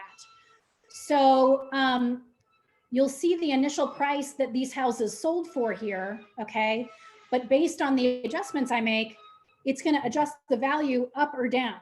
And it's going to pop out also an adjusted price per square foot as a result of that, which again, price per square foot, the MLS seems very bent on calling attention to that in a lot of different places in the listing, especially when it sells. But just, again, you've got to understand the limitations of what that dollar amount, what that price per square foot is actually telling you and what it's not telling you, okay? But the idea, though, ultimately is by making these adjustments to the comps, that you're actually leveling out the price per square foot to be more accurate based on the other amenities. Because if my client has a finished basement and the comp does not, but I've made an adjustment in the value for that in my CMA, then that price per square foot will now be adjusted as a result and will be more accurate. Does that make sense? All right, so Yeah. just again, additional comps here, additional adjustments. And when we do this sample one here in just a moment, you will see that you can either put a plus sign or a minus sign in front of it to either deduct value or to add value in the ways that these 2 things compare to one another, okay? So what the MLS will do after you've made all of these adjustments is that it will plug in that data into some charts and graphs, okay? So it'll set up a list sold and adjusted prices and where those fell and where they sold with respect to where, like what the sales price was with respect to where it was initially listed, like how far above or below list price it actually ended up selling for, okay? Then it'll take a low, average, and median and high sold prices. And it will come up with a recommended price based on the adjustments that you made, okay? We have a quick summary of the closed listings, overall market analysis. This is a great place to get average days on market.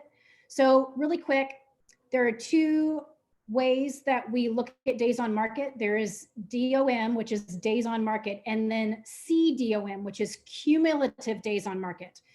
So if I'm a listing agent and my client lists their house and it doesn't sell in the first 20 days and we make a price reduction, sometimes agents will take the whole listing down and relist it to try to get the house back on the hot, what we call the hot sheet on the MLS, or like, so it gets maximum attention. So the cumulative days is going to keep rolling, but the days on market is going to start over at 0 when you relist it. So that would also happen if, like, let's say a client had their house on the market for 100 days with one agent and then fired that agent and hired another agent and went back on the market.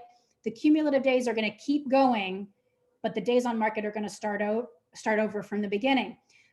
The only time that the cumulative days on market will start over at 0 is if the house has been off the market for a full 90 days. So I have a lot of clients who will, you know, in a buyer's market where listings don't sell in a heartbeat, where they will take their house off the market heading into the holidays because they don't necessarily want to be showing their house during that season. if they do that and they want to relist in the spring or after the first of the year, I just make sure that we've been off market for a full 90 days before we relist it. Because what I don't want to do is relist it on day 89 and have the cumulative days on market still be at where it was in the fall. Does that make sense? Yeah. We wanted to start over at 0 on both cumulative and days on market. Okay. But if you want to kind of understand a quick glimpse of the comps that you used and what the average days on market was, this is going to tell you in this overall market analysis. Yeah. If you do a price reduction, does that hit the hot sheet again, or? Yes. Mm-hmm. Yeah, it goes back on as basically a price reduction. And what it will do is all of the agents who have set up searches for their buyers where they're on an MLS feed or a subscription with the MLS, they will also get an email for that. Yeah, Okay, so great. it's, yeah. So you're gonna get some exposure from doing a price reduction as opposed to relisting. And it does go back on the hot sheet, but it goes on the hot sheet as a price reduction, not as a new listing. Does that make sense?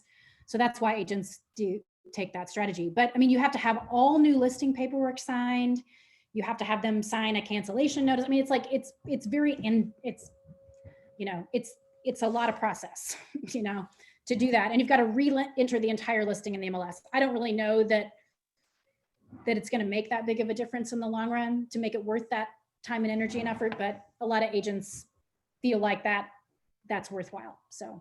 Gotcha. And just one other question. I know that, so you had this experience where you had done an appraisal and then, it came in lower than the list price. And then when you got your new appraisal done, you showed up and gave them the CMA. Is that something that you will do from now on, do you think? Well, yeah, I do that always. And I did it with the first appraiser. Okay. He was, I don't have nice words, but he was just very incompetent. I will say that. Like, I mean, it was just the whole appraisal from start to finish was an absolute mess. Like, I couldn't even believe what I was looking at.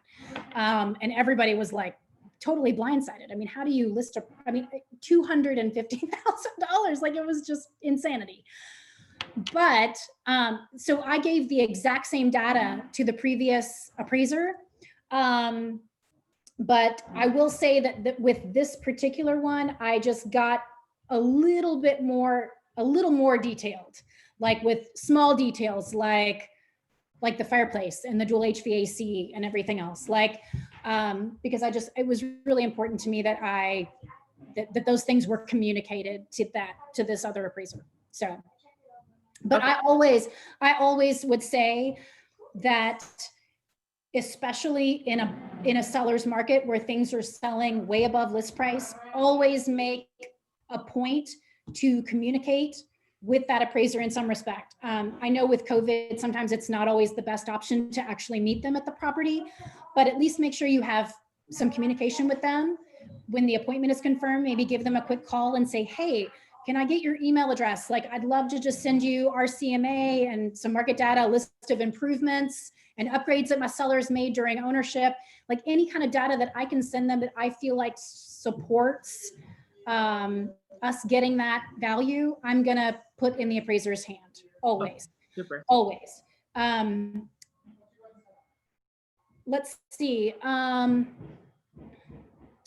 The other thing I want to mention, just when it comes to appraisal shortages, just customarily, it's sort of the listing agent's job to be the one to challenge that appraisal if it comes back low. So if your contract doesn't include any kind of verbiage that limits your seller's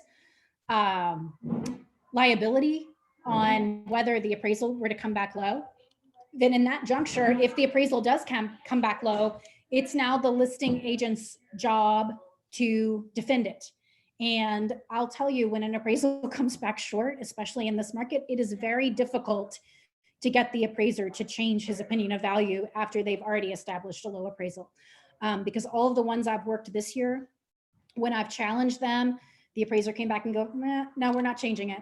Like, even if some of the comps they used were terrible comps or they made inaccurate adjustments, like I just have gotten no movement from any appraisers this year. So I'd say that our best shot at getting a good appraisal is by being diligent on the front end of it before the appraisal report comes back. And also, I think if you establish that rapport with the appraiser ahead of time, that if they're running that report and they're having some issues, like maybe they're coming up against just some, like they're just not finding the value for whatever reason, then hopefully they will do you the courtesy of giving you a phone call and talking it through with you before you get blindsided by a short appraisal when you get a phone call from the buyer's agent. So again, I just feel like doing as much diligence you can on the front end is going to be the better way than trying to fight it on the back end.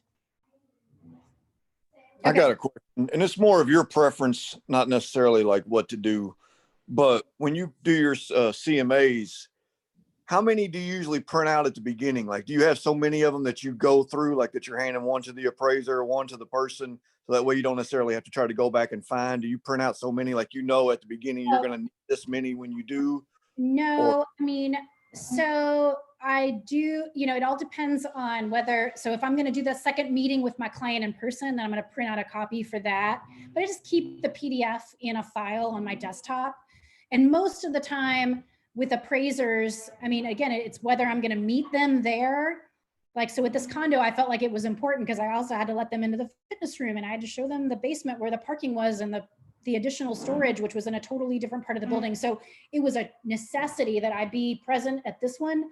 However, other listings that I've had this past year, the appraiser was like, no, I'd rather not meet in person because maybe I'm high risk, and but you can email me whatever you want. So sometimes I'm just sending it as a PDF.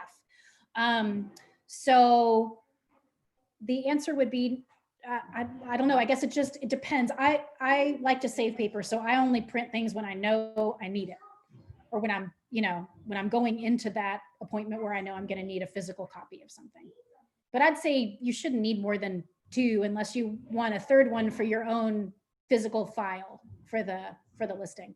But I also always put my CMA into .loop or into my compliance documents. I mean, I think that having that on hand is important too for long-term storage for your documents. So don't just save it in the MLS, also save a PDF copy and make sure it's, you know, it's saved in at least several locations. On the PDF wise, is there a button on that on the MLS, or is there something different you have to do? Because I think I'm about a week away from being an old man that don't know anything about computers. Yeah. So let's roll through one really quickly. Okay. All right. So hold on, let me refresh this really quick. We're going to roll through one super fast. All right. So my husband and I own some rental property, and we closed on a property not too long ago in Germantown. And I think we'll focus on this address because it gives us a good address and it's a small house. So there won't be a whole lot of things that we would need to adjust. Okay. So the very first thing that I'm going to do is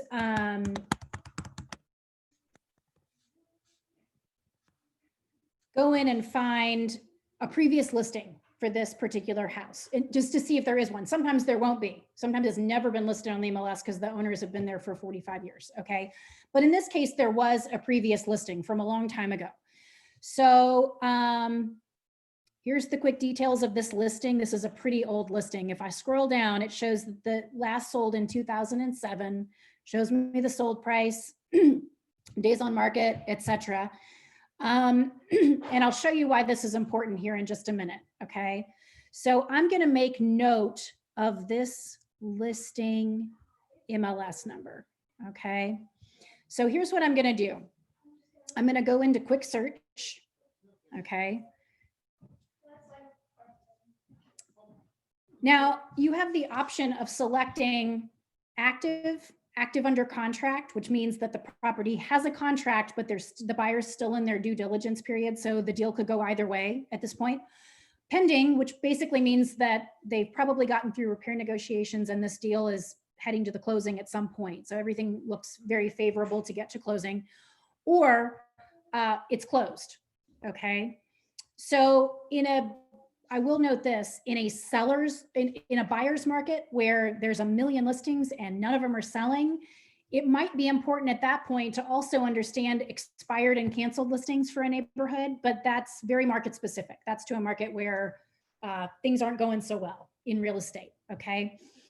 All right, but the ones that I'm gonna be most focused on really are the pending and the closed properties, okay? Property subtype, I wanna go to single family residence because I don't wanna see condos and I don't wanna see farms and I don't wanna see houses that are up for auction. So I wanna be very specific that I'm looking for single family residences. So this area of town is Germantown. So I know I'm going to specify this a little bit further, but I want to go ahead and just select MLS area 2 because that's where the Germantown area is included. Okay. And I'm sorry, not to interrupt you, No, whatever you need to ask. but I do have a question. Is that something you pay extra for the Flex MLS, or is that just what it looks like in Kentucky? Because I'm in Indiana and that doesn't look like the stuff that I have. Oh yeah. So each MLS area is a little bit different. So we have an MLS that is for Louisville that runs through a platform called Flex MLS. But like Lexington has a different MLS. There is a different MLS for if we go further west, like to like Meade County, there's an MLS there. There is a different MLS for Indiana. So yes, every one of these is going to look a little bit different. So if you're only doing Indiana sales and you're going to have to probably take a class on how to use that MLS with respect to creating a CMA. Because I don't sell in Indiana, so I actually don't even know what their MLS platform is. Does anybody on here know if they use Flex or what system they use? Feel free to chime in if you know the answer, because I don't. I can find out. Mine says Matrix when it pops up, but when I'm MLS, that's what it looks like. But like I said, it just looked totally different. So I wanted to ask if you had like an upgraded one, or if it was just the different areas. Yeah, just different MLS areas. And yeah, I mean, that's part of, in order to be like a realtor, like part of your dues include, access to the MLS. So that's why if you plan on selling residential real estate, you cannot, it's impossible to be a real estate agent and not a realtor because the MLS is owned and operated by the board of realtors. So they kind of go hand in hand, but each board of realtors uses a different platform for their MLSs. They have the option of using that, which can be a little bit confusing because they don't all integrate very well. And even though I'm licensed to sell real estate in any place in Kentucky, if I don't have access to those MLSs, like it would be really hard for me to go sell real estate in Ashland or some other place in Kentucky beyond the areas of the MLS that I'm a member of. Not that I couldn't do it, but it would be it would make it very difficult. And maybe that's a good thing because I probably don't have a very good handle of what the real estate market looks like in Ashland, Kentucky. You know what I'm saying?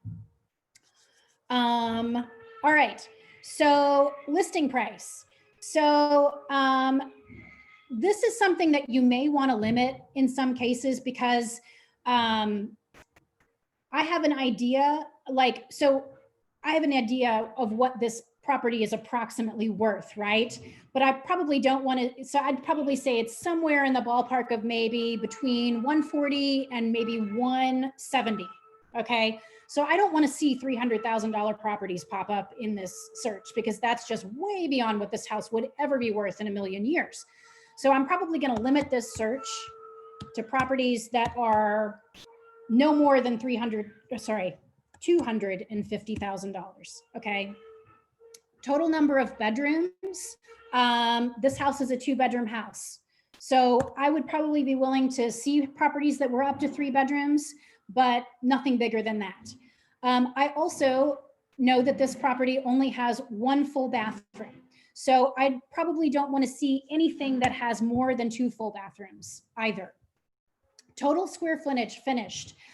So you have 2 options. There's total finished, which will also include finished basement space. So it's any finished space in the entire house, conforming, non-conforming, above grade or below grade.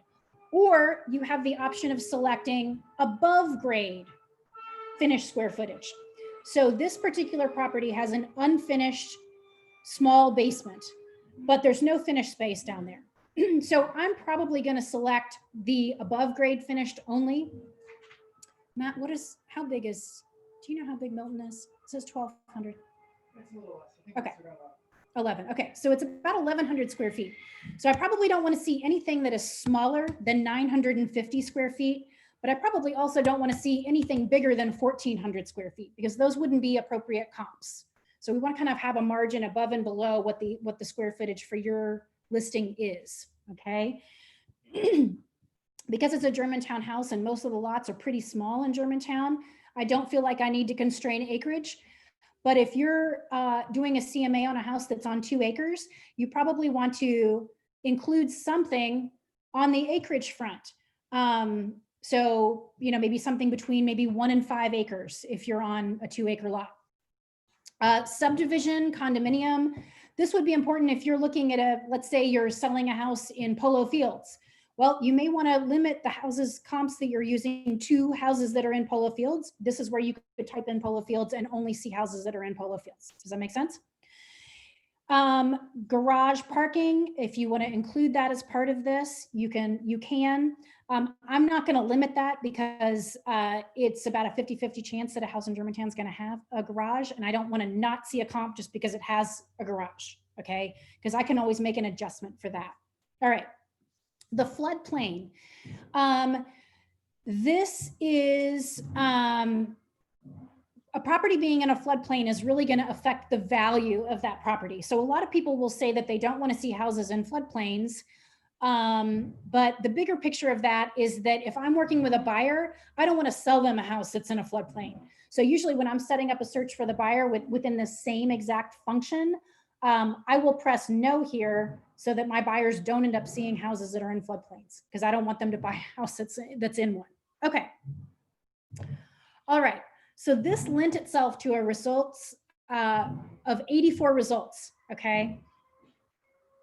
And I do realize we have a team meeting that's going to start like in 2 minutes. So how do you all feel about continuing forward or wanting to pick this up maybe after the team meeting? How do you all feel about that? I'm okay to continue. I'm okay to continue. Okay, this should be pretty quick. I'm just going to show you. Yeah, really me too. Yeah, okay. We're gonna make this pretty quick. So this lent a really high number of results when I plugged in this basic criteria, okay? So let's be a little more specific about areas. So let's go and hone in on this map a little bit. So my property is that we're comping out is actually right in this zone right here, okay? So what I'm gonna do is I'm gonna zone out, I'm gonna create a polygon, and I am gonna draw within reason. I don't want to necessarily look at houses on that side or there. So I'm going to draw a polygon around the area that I kind of want to focus on. So this brought up 14 listings. Okay, well, that's pretty reasonable. Okay, here's within a reasonable distance of this property. Okay, so let's take a look at those results. All right, here we go. So one of the first things I'm going to look at is my subject property is a shotgun. So because there's quite a few shotguns that exist in this comp that came up in my comp search, I'm probably going to take out properties that were 2-story, that were more bungalow style, just because it doesn't really lend itself to the same type of property. The other factor that I'm going to take into consideration is that the subject property on Milton Street is also kind of dated inside. Like it's not really nice. It's not totally renovated. It's not super open floor plan. So houses that are that have been completely renovated inside are not going to be the best comps for me. So one of the things that I might do is go into these listings individually and jump into the photos. Sorry, my internet is working really slow. Okay, is jump into some of these listings and kind of take a look at the interior photos to get a sense of the condition of the houses inside. Okay, so this will also help me clear the field to some degree of, comps that are appropriate and comps that are not. So I'm going to jump in here because I can tell you this house isn't worth above $200,000. So I'm going to jump in here, and just for the sake of expediting this, I'm going to just select a couple of properties. Okay, let's say I selected these 4 properties as good comps to my house. Okay. And just note, when you're running this search for closed listings, the MLS will automatically only show you listings that have sold within the last 12 months from today's date. So you can edit that by clicking right here on sold date. Like if I want to go back to 2018, or if I want to change that to 16-month range as opposed to a 12-month range, I can do that here. Okay. But I'm going to stick with what I've got. So I go to my results. I've selected 4. I'm going to click though, just so I'm seeing the selected properties. And the next thing I'm going to do is I'm going to click CMA. Okay. And I'm going to use selected. All right. And I want a full CMA. And the only option is to base that on square footage. So we're just going to leave that field there. And then I'm going to click next step. Okay. Who is this for? I'm just going to call this sample, but you could put your client's name in this. And this is where I would make my comments. So for example, the last purchase date, the price that it sold for, what's the current PVA assessed value, what's Zestimate say, and any other details I want to note about this property that I feel like are important, that lend itself to giving value. Okay. You can make as many notes as you want. I think you have 3,000 characters to write whatever you want here. In the next step, we're going to talk about the subject property, okay?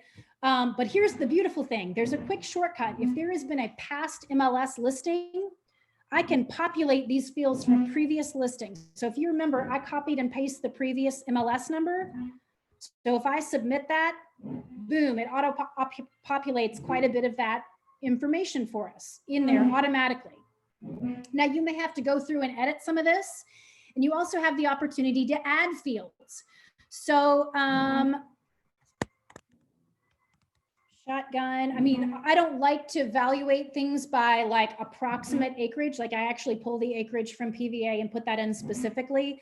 But if you wanted to add an additional item, like let's say I wanted to add a garage or below grade unfinished square footage, you can add that. And there is, I mean, you can add any one of these fields to this. Okay. So any amenities like a garage, like a basement, like exterior amenities, like a deck or a front porch, or I don't know, whatever that is. Fencing, you can do additional HVAC. You can add subdivision and condo amenities, lot description, etc. But you can kind of scroll through this list and see all of your different options. Adding acreage, I think. The lot dimensions, I don't really feel like that are important. I'd rather see acres, to be honest with you. Okay, so I'm just gonna, for the purposes of this CMA, I'm just gonna make up a couple of things. See, there's 700 square feet below grade. I don't need sub area. Some of this stuff is not really helpful. Let's say the house was built in 1935. Okay, so I've just entered some things about my subject property. And if I go to my next step, it's going to pull up all the comps I selected and brought into my CMA. Okay. From this screen, if I wanted to add a comparable or delete one, I can do that. If you click add comparable, so like, let's say there's a 5th comp that you found that you want to include, you can just enter the MLS number right here. Or you can just do it by mapping any properties that are within, let's say, a 1/4 mile radius. So it gives you a lot of options. In the next step, this is where we can make adjustments. So it'll ask you which property address you want to make an adjustment for. And then if you click new adjustment, it'll give you the option to kind of customize this. So I could say square footage. And this is either a plus or minus. This is whether we're adding value to the comp or we're subtracting it. So if you want to look at the properties side by side, you can actually click on the property address, and it'll bring up that full listing for you. So you can take a look at the square footage, and you can take a look at the parking situation, number of bathrooms, below grade square footage. So really quickly, I want to call attention to this box. AG stands for above grade, finished square footage. Below grade stands for BG, below grade, finished square footage below grade, and unfinished square footage below grade. Non-conforming would be space, let's say you didn't meet conforming standards on ceiling height, or let's say it was a finished room, but it didn't have HVAC, like it was a sun porch. So these would be cases where it's still finished square footage or unfinished square footage, but it doesn't count toward conforming standards. So it's non-conforming. All of this together will calculate total square footage, okay, that's finished, total square footage that's unfinished, and then the source of that square footage. So we're going to use this data in this listing to be able to make adjustments. So there's a huge difference in square footage. So an example would be I'd make an adjustment for square footage. I would make an adjustment for total number of bathrooms. I would make an adjustment for, let's say, a front porch. I would make an adjustment for, let's see, finished basement space. And we would either give value or subtract value based on that comp. Does that make sense? Is everybody clear on that? Yes. Okay. And really, this comp isn't even really a good one. Let's go to a different one. Okay, so here's one that's a shotgun. Similar square footage, 3 bedrooms. It's got 2 full bath as opposed to 1. So when I go into my CMA to make an adjustment for South Shelby Street, the first thing I notice is that it's got 2 full bathrooms. Well, in this area of town, a full bath is going to be worth about $7,500. Okay, so I'm going to subtract from that value $7,500. Okay, because I want to take that away from the price, because I'm adjusting a value that's going to be in line with what my subject property offers. Does that make sense? Okay, so a new adjustment based on this, it's got a 1-car garage. My property does not have a garage. So in this particular area of town, 2-car garage is going to be worth about, if you can actually use it for parking, it's going to be worth about $8,000 to $10,000. Okay, a 1-car garage, if it's usable for parking, actually, it's probably going to be worth maybe $5,000 to $6,000. So I'm going to say, let's just say $6,000. Okay, so what you see is that the adjusted value is now going down. Does that make sense? Because these are things that this comp has that my property does not. So if we take that information and we do it for each one of those listings we chose as comps, and then we go to the following page for the summary, it's gonna basically crunch all of those numbers to give us some really strong market data as to what our property is worth. And it'll look at price per square foot, and it'll base a recommendation price just sheerly based on price per square foot based on the adjusted values. And then on the next page, it will lend itself a recommended value, okay? But again, this would be fully adjusted. So these numbers would look a little bit different after I'd gone in and adjusted each one of those comps. And then in the next step, it'll ask me what pages I want to include in my CMA. There's all different colors that you can make your CMA. I always like to use a navy one. So you can look at a street map versus a satellite map. And you can obviously include or disclude any of this information. If you want your clients to see a private report versus a public report, the private report has individual agent information for each one of those listings. I don't necessarily want my clients to see those other agents that sold those properties. And you always want to save it, but before you do, just download a copy.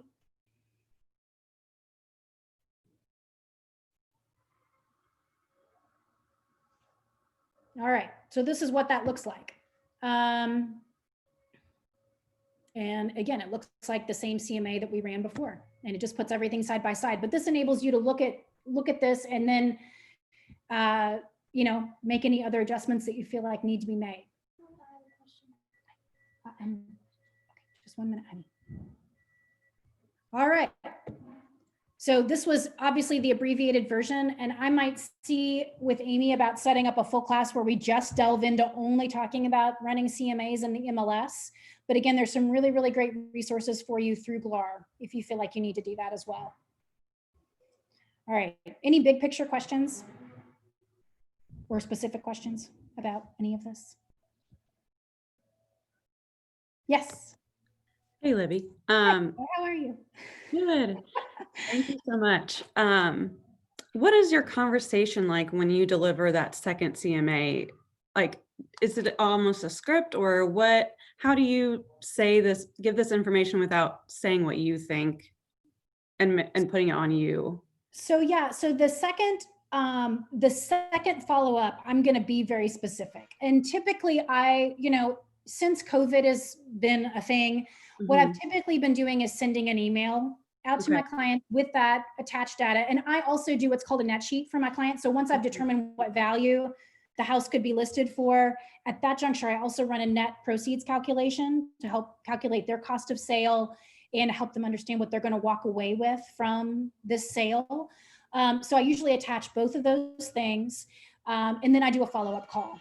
But at that juncture, yeah, I'm giving out, at that second point, unless I felt like they were sketchy, like I'm pretty much putting it all out there at that juncture. And at that point too, I also feel like when the data is so specific, it is a little bit more difficult for them to challenge you on wanting to list it way above that value. So if I'm coming back and telling my clients, like, listen, I really think like top end value of what we could reasonably sell this house for is $275, and they're like, yeah, we want to list for like $325 to see what'll happen. It's like, okay, well, the market data doesn't support that. And at that point, it makes it a little bit harder for them to object, which is one of the reasons that I structure the way I meet with clients in that way, if that makes sense. Okay. Yeah. Yes, thank you. But there are scripts, and one of the things I will tell my clients is that, again, if they're hell-bent on listing for above list value, I just tell them, like, look, I'm actually in the market to help you achieve what it is that, I'm here to help you achieve what it is you're trying to accomplish here. And I'm not working in your best interest if I'm allowing you to list for this price. And by the way, even if we found a buyer to pay that, it will never appraise for that value. So it's like, why, I just try to come at people with just reality-based things. And if they're just really bent on being realistic, I just explain that I just don't, that it's nothing personal, but I don't know that this is a worthwhile venture for me as a business person. Sure. And that if they want to try listing with another agent at that higher price and they can't get it accomplished, then I will be here to list their property when they come to reality again. Okay. Yeah. Thank you. I have a question. Go for it. What up, Tom? Hi, Libby. When you go to do the adjustments, is there a spreadsheet or anything to pull those numbers from? Like you said, 10,000 for a garage in Germantown versus it would be more probably in St. Matthews or a nicer neighborhood, and etc.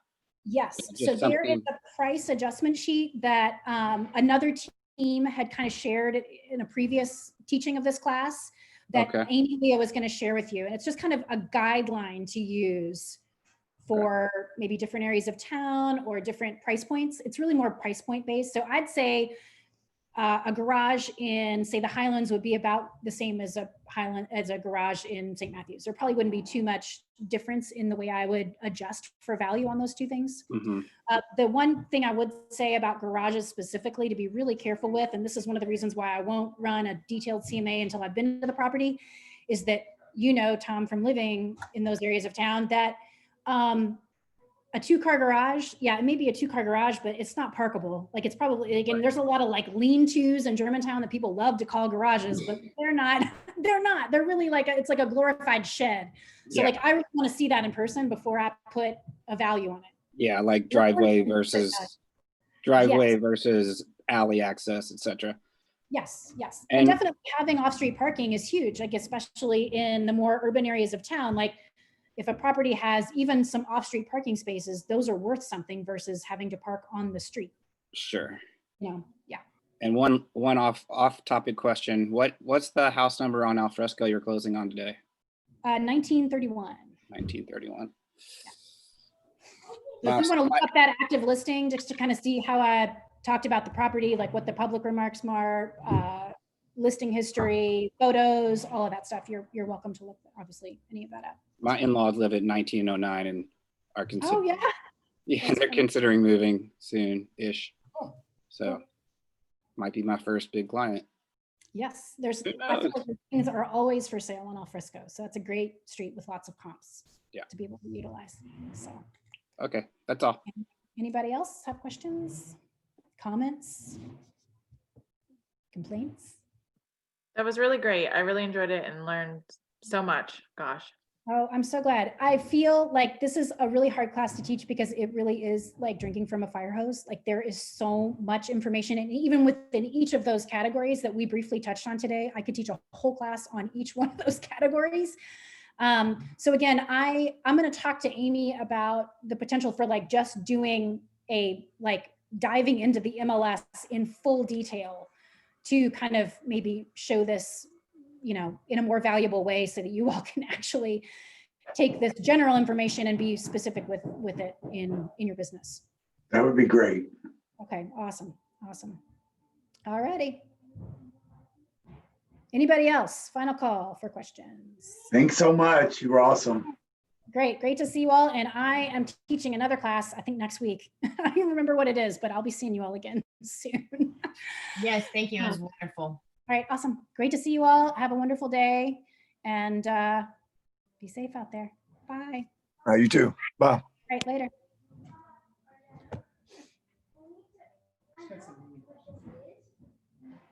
All right.